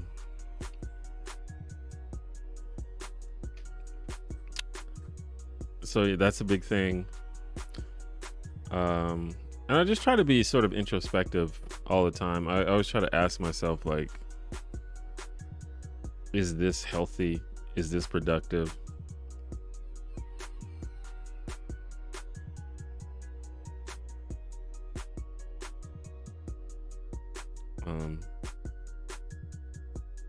So yeah, I don't know. There's a lot of things, but it's not really like a conscious routine. It's just as things happen, I try to react to it in a healthy way. How do I keep my locks thick? That's just how they are naturally. I don't do anything. I just have naturally thick locks. It's all positive. That's great. Because I say that because not everything that I said on Tumblr back in the day was something that I would say now. Just put it that way.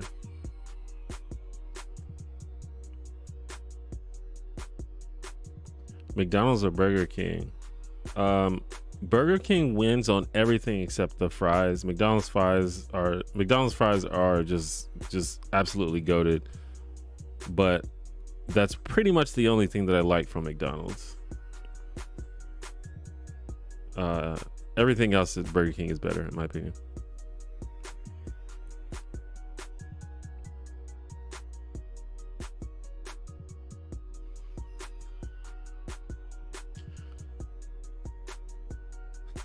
One of the philosophy questions: you're offered to live in a matrix-like simulation where you'll be permanently satisfied but not allowed back in the real world.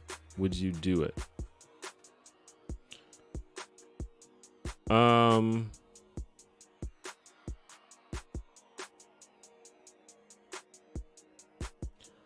I don't know. I mean, probably. I mean, I guess if the hypothetical is it's guaranteed satisfaction and there's no like catch, then sure, yeah. But you know, I'm just thinking in terms of the movie that they make about something like this where there's always a catch, like The Matrix. Where there's all this like super dark downside to it. But if in your hypothetical there's no downside, then sure, why not? That's endless happiness. I think that would be great.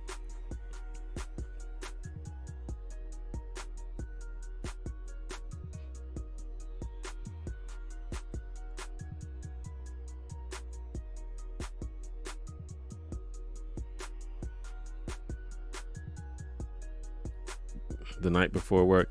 That reminds me of the show Severance. If you haven't seen the show Severance, it's similar to that. It doesn't put you in a program, but it separates. So if you haven't seen the show Severance, the premise of the show is there's a procedure that you can do that separates your work psyche from the rest of you psyche.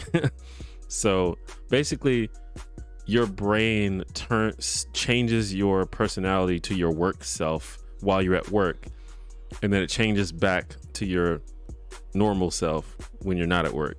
So you don't remember any of the work. You don't have any negative feelings about work because you don't remember it. However, the downside is your work psyche is basically a slave, and all they do is work, and they don't get to have a real life. All they get to do is work. And basically they are slaves because all they do is work. And that conflict is what drives the whole show. It's a pretty cool concept.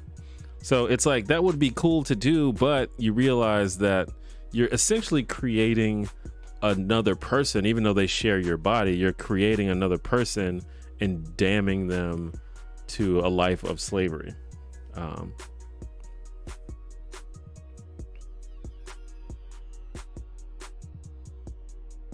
So there's always a downside.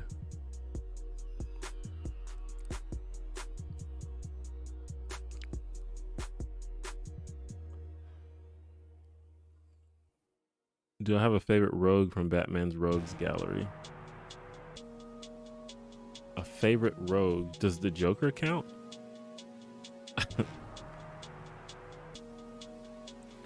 I mean, the Joker is I think the Joker is the greatest villain of all time. Greatest comic book villain of all time.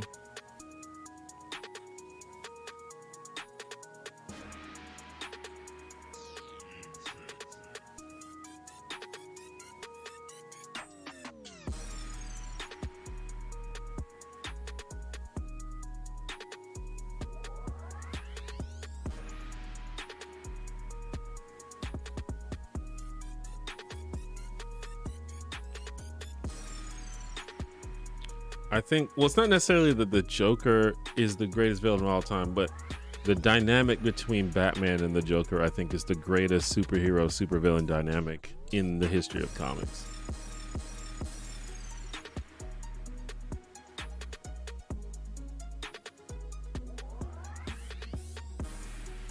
But yeah, it has been covered quite a bit throughout media, so we'll see what they do.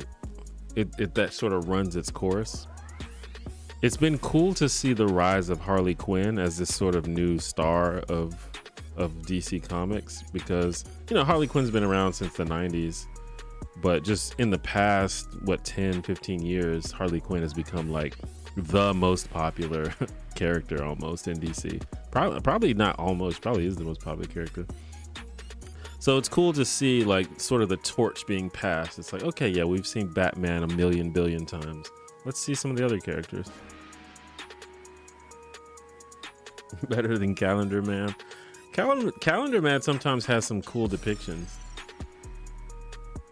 I think one of the cool things about adapting comics is these writers have the challenge of trying to make what are essentially pretty silly concepts into compelling and interesting stories. And a lot of times they succeed. I mean, even Batman himself is a bit of a silly concept. It's a grown man who dresses up like a bat and beats up bad guys, beats up like gang members in the subway station. Like that's kind of silly. But because the writing has been so good, they make it interesting. I mean, the entire concept of superheroes is a little bit weird, but that's the beauty of telling stories. You can have ridiculous concepts like that and make them plausible.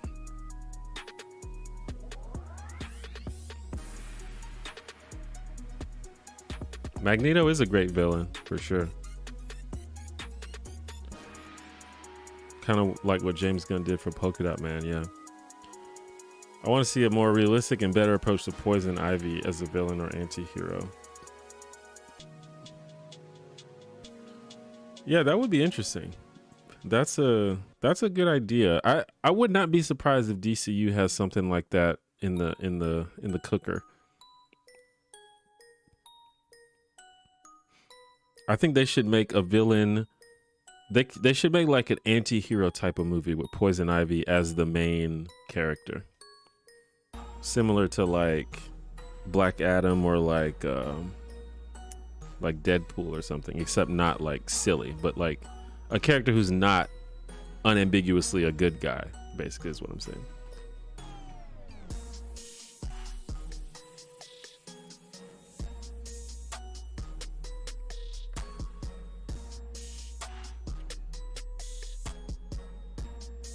I think that would be tight. I think the problem though with doing that is Poison Ivy is like super powerful, and I don't know, I use the example of Deadpool, who's also very powerful, but sometimes it's not interesting when the protagonist is like overpowered. You know what I mean?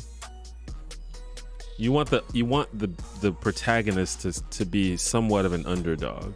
Usually, not always, but usually. I think that's why Superman is really hard to make stories about, because he's just overpowered.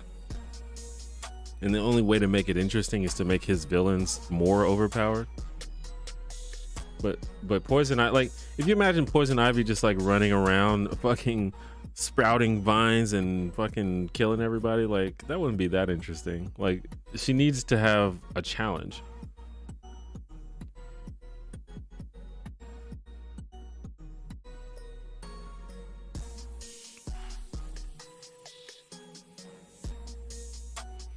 I love how Poison Ivy slick became a borderline anti-hero because time went by and people... Oh, yeah. Well, I feel like in the 90s, the idea of the eco-terrorist was kind of like a meme for them. But now it's like, actually, the environment is a big deal.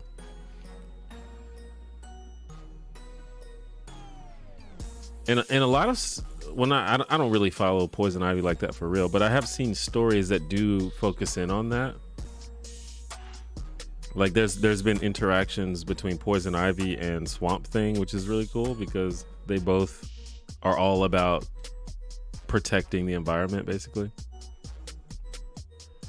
When did I start my YouTube career? So I made my YouTube channel in like 2007 or 2008, and I probably started making videos consistently in like 2010, and then YouTube became like my actual job maybe like 3-4 years ago.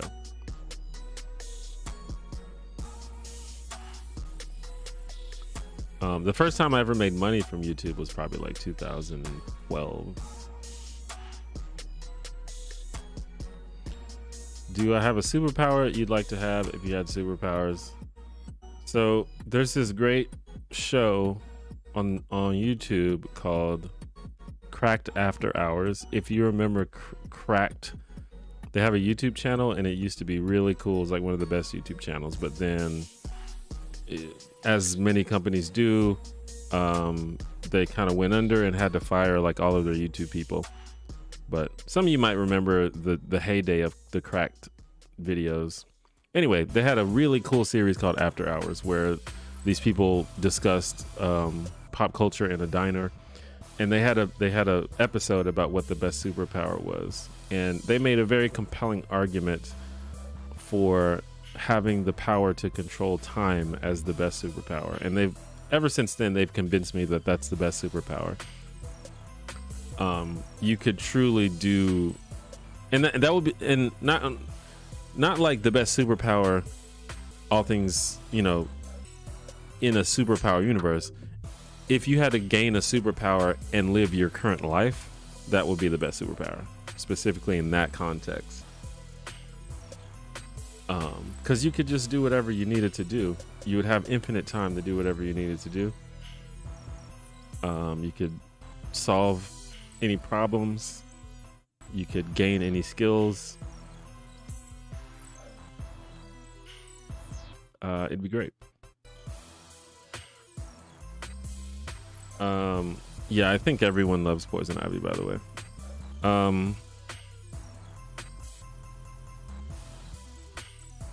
I'm confused on when Poison Ivy stopped being a mad scientist and became a high-level druid. That's true. I don't really know the specific history of Poison Ivy. But yeah, she truly can. I mean, when I think of Poison Ivy, I think of her sprouting giant vines from the earth and using them to like wrap themselves around skyscrapers. That's the type of shit that I imagine her doing. Like, she's a beast.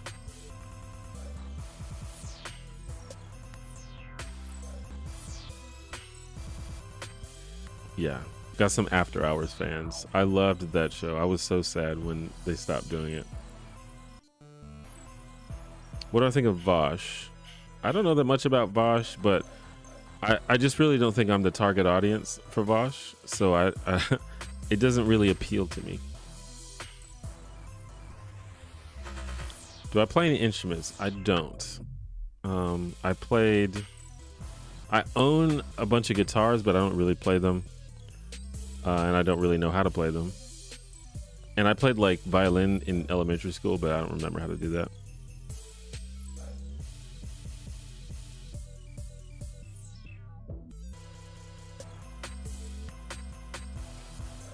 Time becomes irrelevant. That's kind of scary long term. Things matter because eventually they won't exist anymore. If I'm infinite, things are infinite and nothing matters. So the thing is, I don't think if you could control time, well, I don't think that it would make time irrelevant. It would just give you control over it. I think that you would still have to deal with time just on your terms, which I think would be great. But, you know, that doesn't necessarily counter the point that you made, but that's kind of what I would say about that.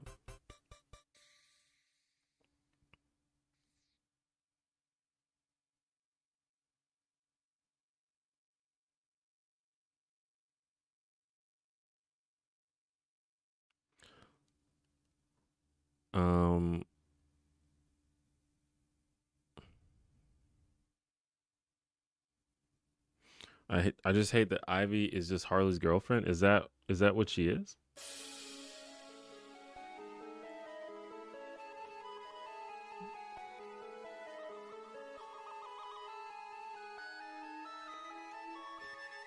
What complimentary materials would you recommend when reading Capital? What is Capital?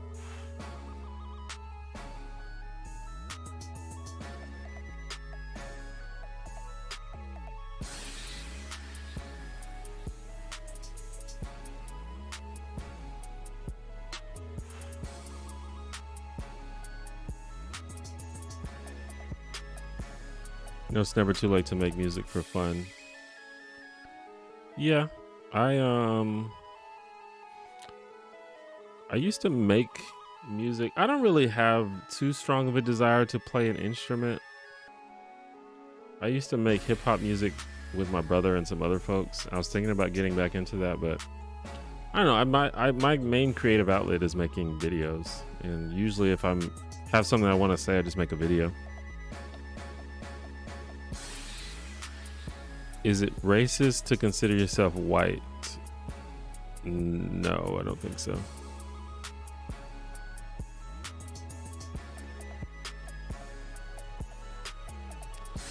Thoughts on AI and how it's been improving lately? I don't know. I think it's cool mostly. I'm interested to see what happens. Yeah, so I guess when I said control time, I mean, I guess that would give you the most flexibility if you could literally redo things. But I guess I wasn't thinking about in terms of rewinding and doing things over. I guess I was mainly thinking of like being able to like pause time. Mainly being able to pause time is what I was talking about. But like,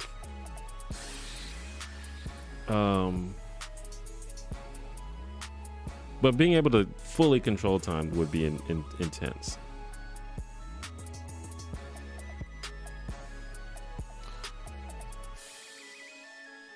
Capital by Marx?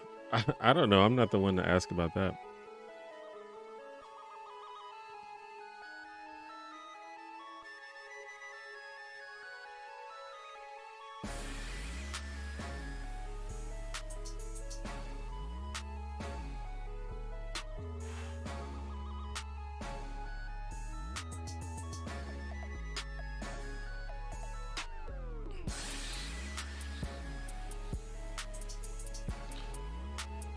Do you think things are actually getting worse? I suspect that a lot of the biggest problems in the US right now are a bit overblown and that a lot of things are getting better. I mean, yeah, it depends on your perspective. I think some things are getting worse and some things are getting better. Yeah, I don't think it's just a matter of are things getting better or worse. I think things are just happening and some of them are good and some of them are bad. I think overall, probably, it just depends on what matters to you. You know, world poverty is going down, world hunger is going down, world health standards are improving, so that's good. But you know, bad things happen, like we just overturned Roe v. Wade, which I think is a huge problem. You know, 1 million people died from COVID. That's a huge problem. So there's good things and there's bad things.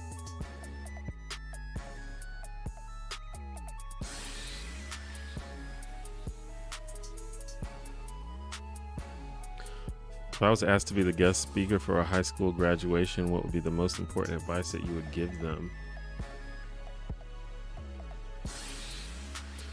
I don't know. I think I've thought about this a lot.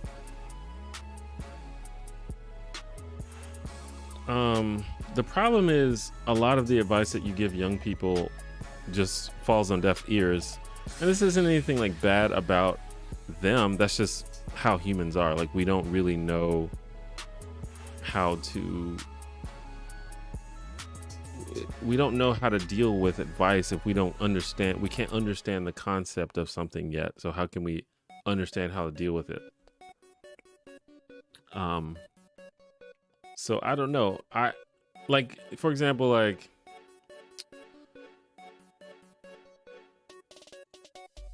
a good advice for a young person would be, don't fall in love with the first person you date or the first person that you get into a long-term relationship with, because there is a very, very good chance you're not going to end up with that person, and it's going to be heartbreaking.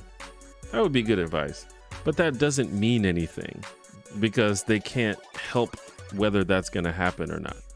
And and they probably have no intention of trying to prevent that because they want to fall in love, and I don't blame them. Falling in love feels good. So there's certain types of advice that just I feel like are worthless, even though they might be good advice. So I would say like practical things that they could actually implement. Like I would say stuff like save money. That would be one big thing I want to tell people. Anytime you make some money, save some of it or all of it. If you get like a summer job, truly put 90% of that money, like take some of it so you can do some cool stuff, but take like at least half of it and get like a Roth IRA and just put it in there. And anytime you get a little money, put half of it in the Roth IRA or just a savings account. That's what I would say. Stuff like that. I would say don't smoke. Please don't smoke. That's another one that's kind of borderline. Like they're probably going to do it anyway, regardless of what someone says. Or not they're probably going to do it, but if they are going to do it, they're going to do it. But like, don't smoke. I would say stuff like that.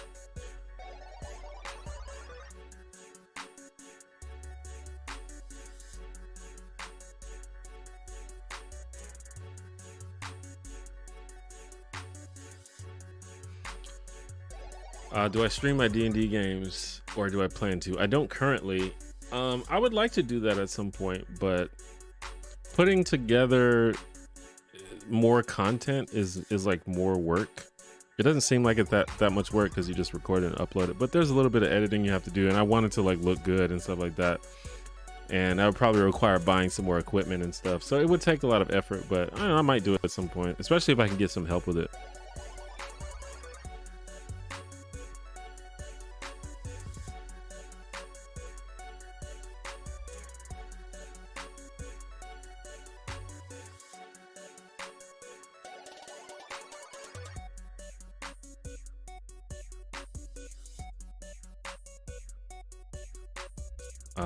Jado Dog, thank you for stopping by.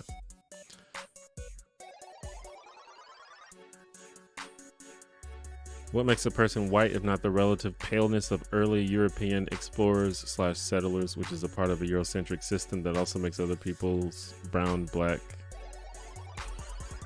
I mean, yeah, we can talk about why things became the way they are, but that doesn't change the fact that that things are the way that they are. Unfortunately, like race shouldn't exist.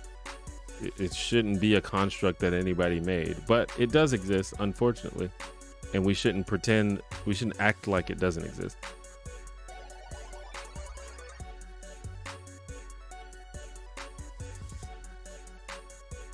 What are your favorite classes to play in D&D? What abilities do you like most? Well, I'm always the DM, so I don't get to play as much as I'd like to. When I do get to play, I like support classes. I like to play bards and clerics, and druids and stuff like that.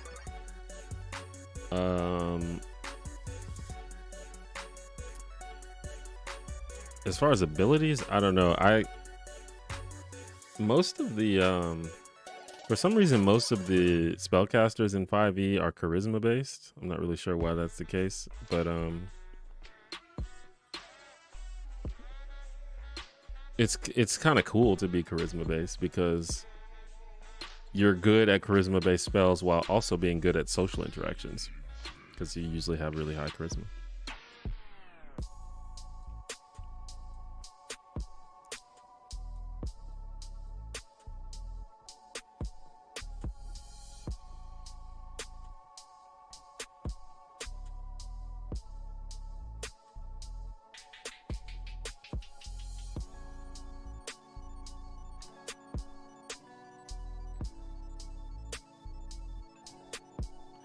When I started my career years ago, I immediately moved out with my friends and I regret it. I should have stayed with my parents for a few years and saved on rent. Yeah, I think that's a good idea. At the same time, I don't begrudge anyone that wants to move out, because me personally, I wasn't even able to start getting my shit together until I got out on my own. Like, when you've got sort of like your parents and family always looming over you, that can sort of make it just kind of awkward to try to work on yourself or do things you want to do. Like, for me personally, things like exercising is an example. It just felt kind of awkward and cringe to exercise with my mom around. But when I got on my own, I felt more comfortable to just exercise and you know, things like that. So I don't begrudge it, but it is a great way to save some money. My living expenses, like rent, are often people's like biggest chunk of expense that they have to do. So you could always get roommates though. Well, I guess you said you did move out with your friends, but that, you know, when you have roommates, that helps a lot.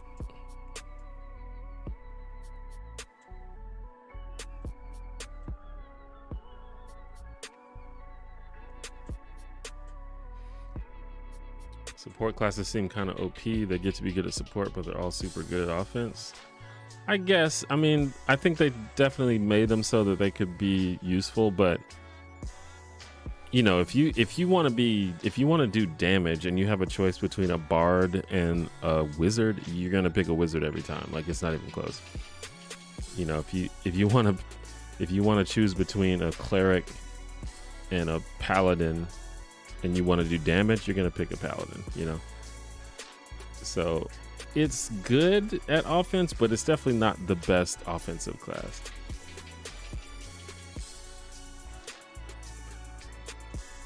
What am I working on for future videos? I don't know. I don't like to spoil things, but I will say I have a long ass list of ideas. I currently have a sort of a post-it note on my computer with a list of ideas, and there's maybe like 200 different things in this list currently. So I've always got a bunch. I'm not saying like most of those videos will probably never get made, but I do have a lot of ideas.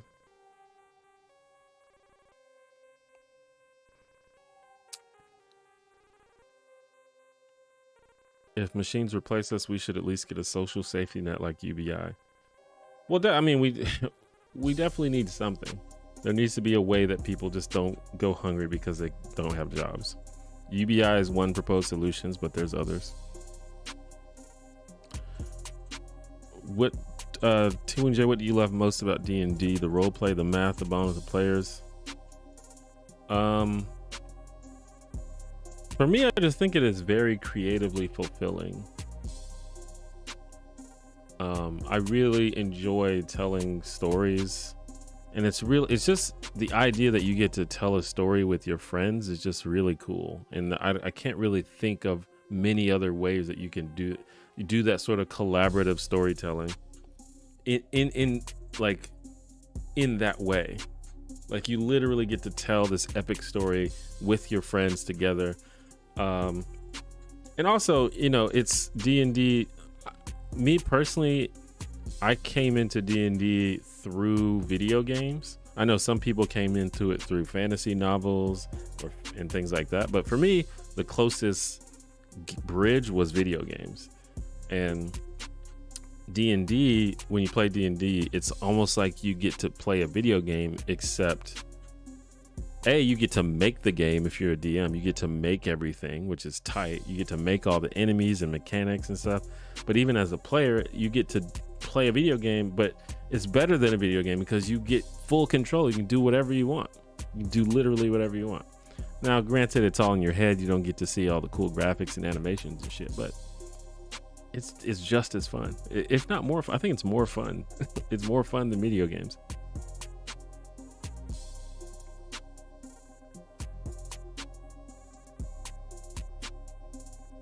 Every now and then I watch old WWE clips and see a comment from you near the top. Do I still watch wrestling? And if so, who are my current favorites? I do still watch wrestling. I'm a big wrestling fan. I mainly watch WWE, but yeah, I'm a big wrestling fan. Who are my current favorites? Well, I think Roman Reigns is absolutely killing it right now. Like, he is carrying the men's division right now for sure. And I'm really sort of happy with his evolution because he was very shaky and not that good to begin with, but he's kind of elevated to a pretty good spot right now. I love what they're doing with Sami Zayn. This storyline is really cool. Hopefully they do something good with it though. I like a lot of stuff. I like what they're doing with everyone. Like, I love Becky Lynch. I think Becky Lynch is the GOAT of women's wrestling. Yeah, I mean, I could go on and on. I like a lot of people. I think ever since Vince left, it's been really good. And apparently he's still like trying to work his way back in there from behind the scenes, but it's been like really good. All right, so I'm probably just gonna stream for about 10 more minutes and then get off here. I'm hungry, and I think my meal box has gotten here. I'm thinking about being a DM for our group's next game, and I'm wondering if you got any tips. I'm especially concerned about balancing encounters. I've never found the CR to be terribly accurate. Yeah, CR is useless in my opinion.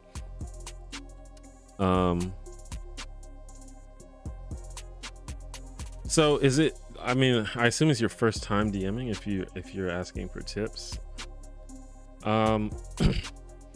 So balancing encounters, it's hard to give advice on that. It's really just something that you get a feel for over time.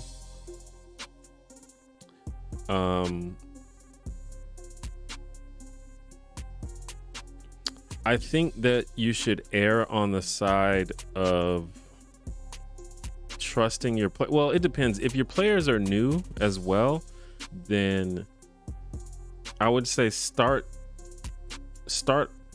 on the side of making the encounters easier, and then just kind of judge it as you go. It's hard to give specific advice because I don't know the game, I don't know the level, I don't know what kind of monsters and stuff you have, but if the players are experienced, if they played for a while, I would say err on the side of it making it hard and just trusting the players to figure out a solution, even if that solution is to run away. And a great thing that you can do, even like, say for example, you got a low level party and they go into the woods and they find like an ogre or something. And they're like, okay, we gotta defeat this ogre because this ogre is terrifying this village, and we gotta beat the ogre. And they go try to fight the ogre, and the ogre fucking destroys them, and they have to run away barely with their lives, you know? You may think as the DM, oh shit, I made that ogre too hard. I should have made it easier. Maybe, but a better thing is let the party just deal with that. It's like, oh, we just got our ass kicked by this ogre. What do we do now? So what they're gonna do is they're gonna figure out a solution. Either they're gonna come up with a really intricate plan to defeat the ogre, or they're just gonna come back later when they're stronger and destroy the ogre, and they're gonna feel so good. It's gonna be so much more satisfying than if you just made the ogre easy. So you have to think about things like that.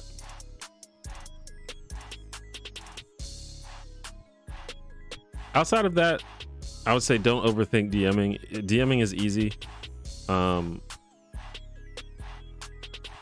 Just, you know, you're the DM, so it's your game. There's no, like, the only rules are your rules. You can use, obviously, I don't know if you are completely familiar with all of the rules. If you're already familiar with the rules, then you're good. Just play the game. And if you're unsure what to do, just make a ruling in the moment. And if you don't like it, you can change it later. But I promise you it's fine.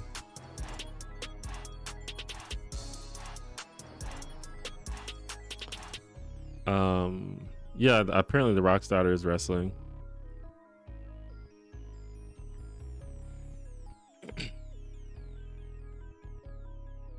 But yeah, if you don't know the rules, that's fine. Just make up a rule in the moment and then look it up later and change it later.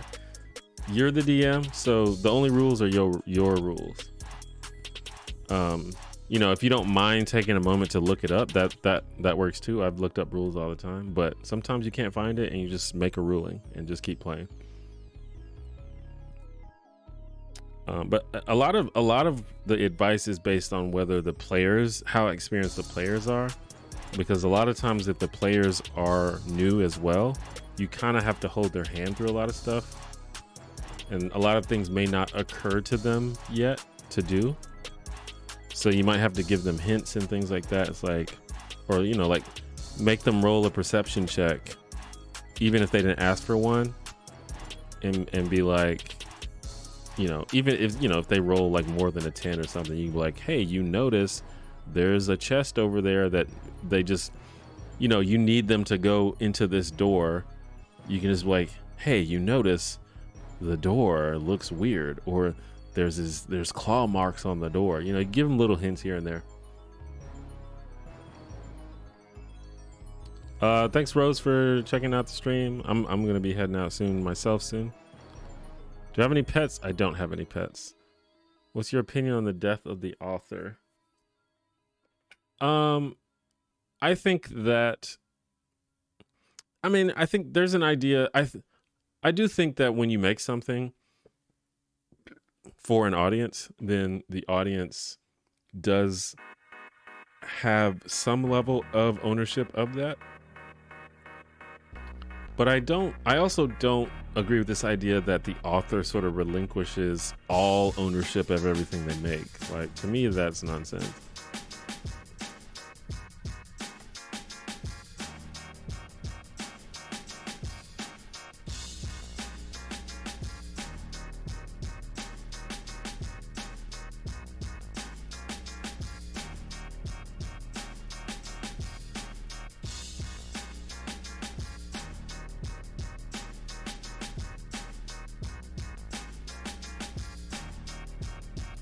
A good example, and I mean, this isn't specifically author in terms of like storytelling and books and stuff, but the biggest example is, and this is going to be controversial probably, is the pronunciation of GIF versus GIF. So the people who created the GIF said that it is, or the guy, I think it was just one guy, he said it's pronounced GIF. Like he said, I made this, and it's pronounced GIF. That's how I made it. So I get to say what it is. But of course, GIF has become just as popular, if not more popular, of a pronunciation. And a lot of people argue, well, hey, that's, you know, just because someone made something doesn't mean they get to own it forever. The audience has taken this and decided, hey, here's another way to pronounce it.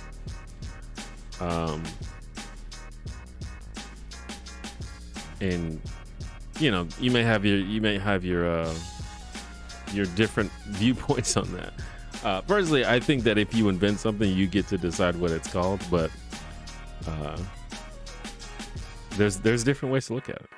And you can look at it in a similar way when it comes to authorship and stories and things like that. I never learned cursive writing, but Gen Z doesn't know either. Is it true that they don't teach Gen Z cursive? Is that actually true? I've heard this meme before. I mean, I definitely don't. I learned cursive and I never use it anymore. Got any thoughts on AI art using other people's work for training? I think this is another controversial thing. I really don't care about this as much as other people do.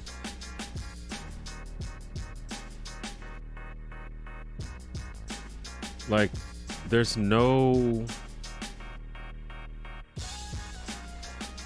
It's one of those things where we are being mad about a problem that hasn't happened yet. And whenever people do that, I'm always wary.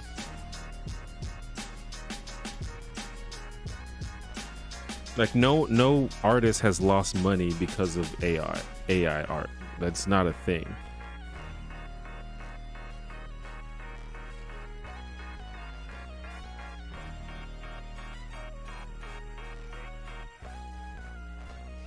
And then you have to sort of extrapolate the limits of that argument. Like, so AI uses a bunch of images from the internet that it has scanned to create this sort of composite images of a bunch of stuff. Almost always the composite image is not recognizable as anyone else's art, although sometimes it is.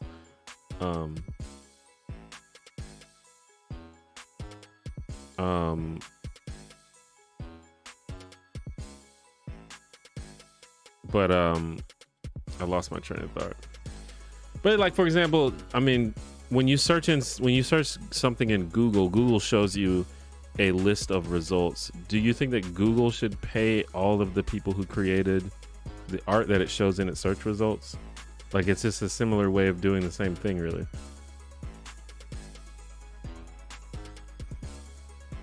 Shouldn't we be preempting problems and doing preventative maintenance? I mean, you can't preempt. You can't. I mean, if there is a precedent for the problem that you are trying to preempt, but you can't just assume that a problem is going to happen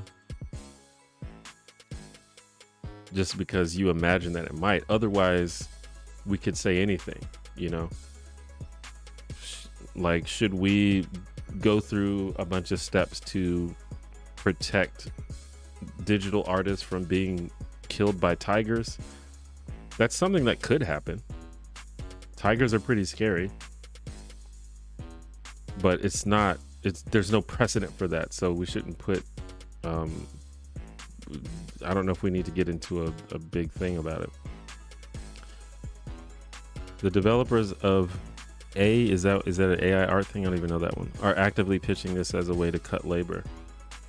Well, that's labor is like a whole different thing. I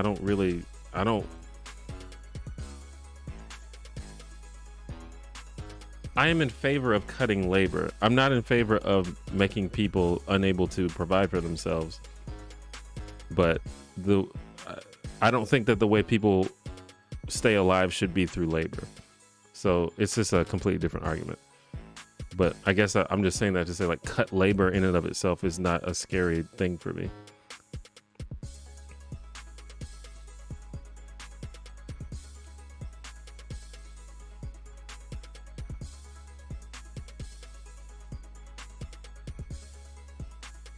Well, Google is directing people to other works that may otherwise not be seen. It's helping them.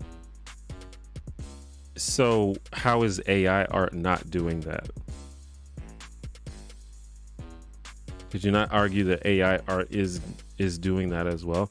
Either AR is doing that, or AI art cannot possibly be taking money from other artists because you can't tell who the artists are.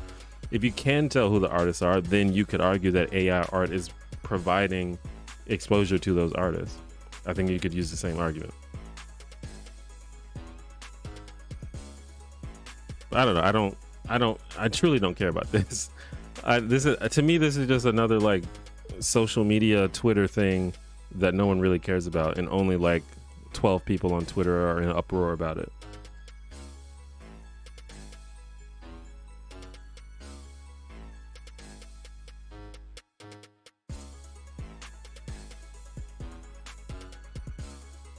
AI art is taking someone else's work and using it without their permission. Well, so is Google search results. That's what I'm saying.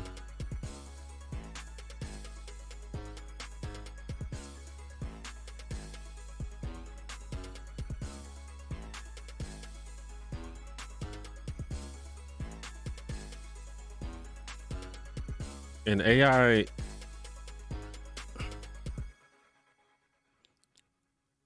at least to the extent, to an extent. I mean, because AI art is like, if AI art was just literally delivering you a full work that someone else did,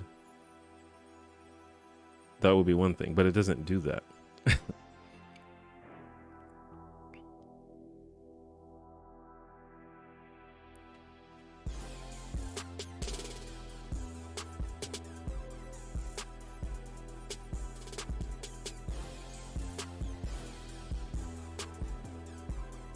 Like, I have seen one or two examples where you can very easily tell the inspiration for the AI generated art, and usually that's for the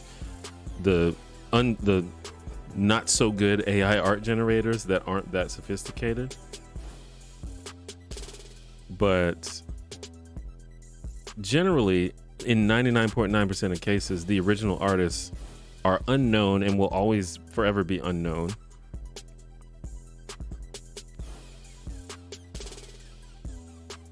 Like, you know, and I'm not following the entire industry. I don't know everything that's going on, but show me an example of someone losing money from this.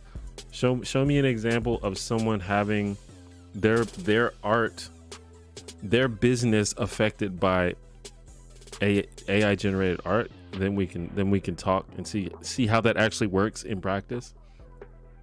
I don't think it's interesting to talk about the theoretical possibility of something happening that there's no precedent for it happening, and I can't even really imagine how it would happen.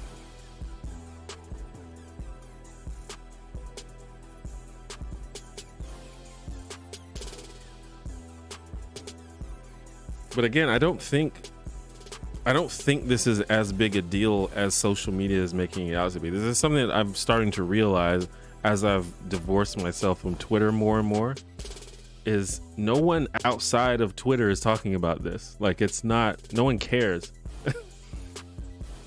And I'm not saying that just because people don't care means it's not a big deal, but I do think that social media has a way of getting people riled up over something that maybe they can be more nuanced about.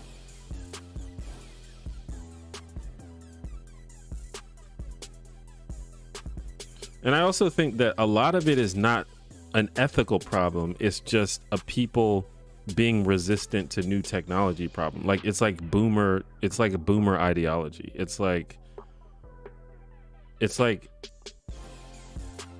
people, it's like being mad that they made ordering at McDonald's easier because they replaced the cashier with a touch screen. Like, you can be mad at that, but I mean, you could say, yeah, that sucks that people are losing their jobs, but that's just being resistant to the advancement of technology, which I don't think is a good look.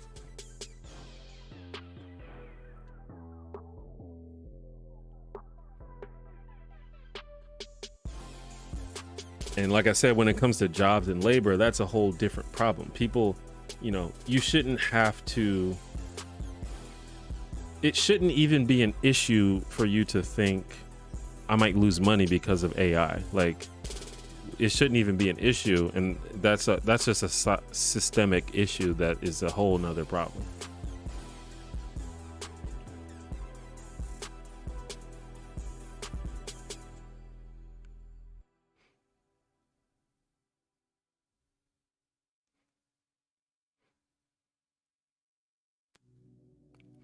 And again, this is my opinion. I'm just one guy, obviously, but it's just how I feel about it.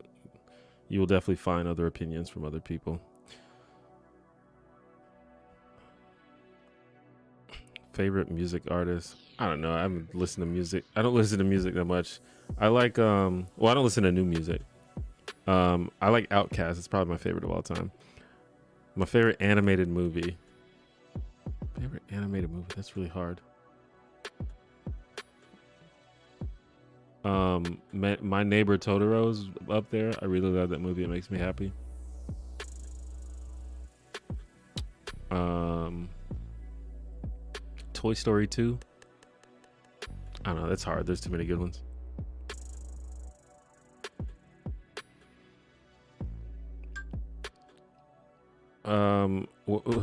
What's the name of the dude who's always going after the Smurfs? You mean Gargamel?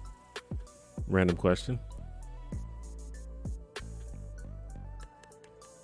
Anyway, I mean, we could keep talking forever, but I actually do need to end the stream.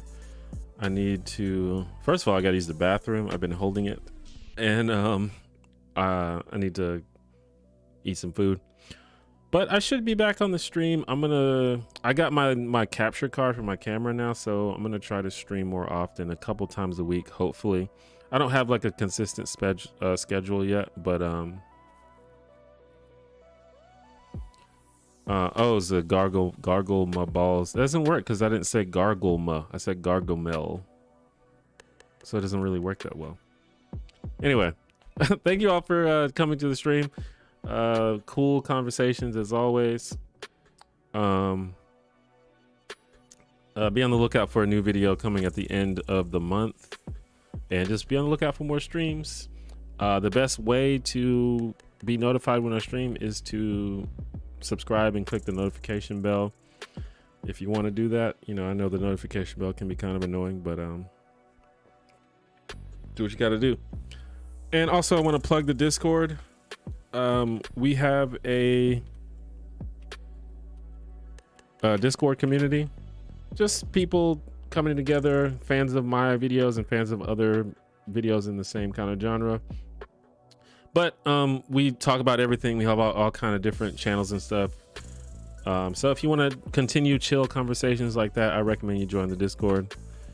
I will put a link in the chat, but it's theonejanitor.com/discord.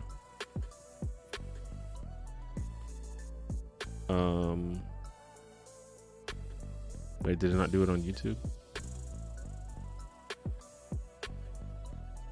Okay, yeah, it did. Okay. So yeah, anyway, I will see you guys. What's today? Monday. I'll probably see you guys again this week, and I will try to stream at a decent hour so people not from the US can join. Anyway, that's it. I'll see you later. Bye bye.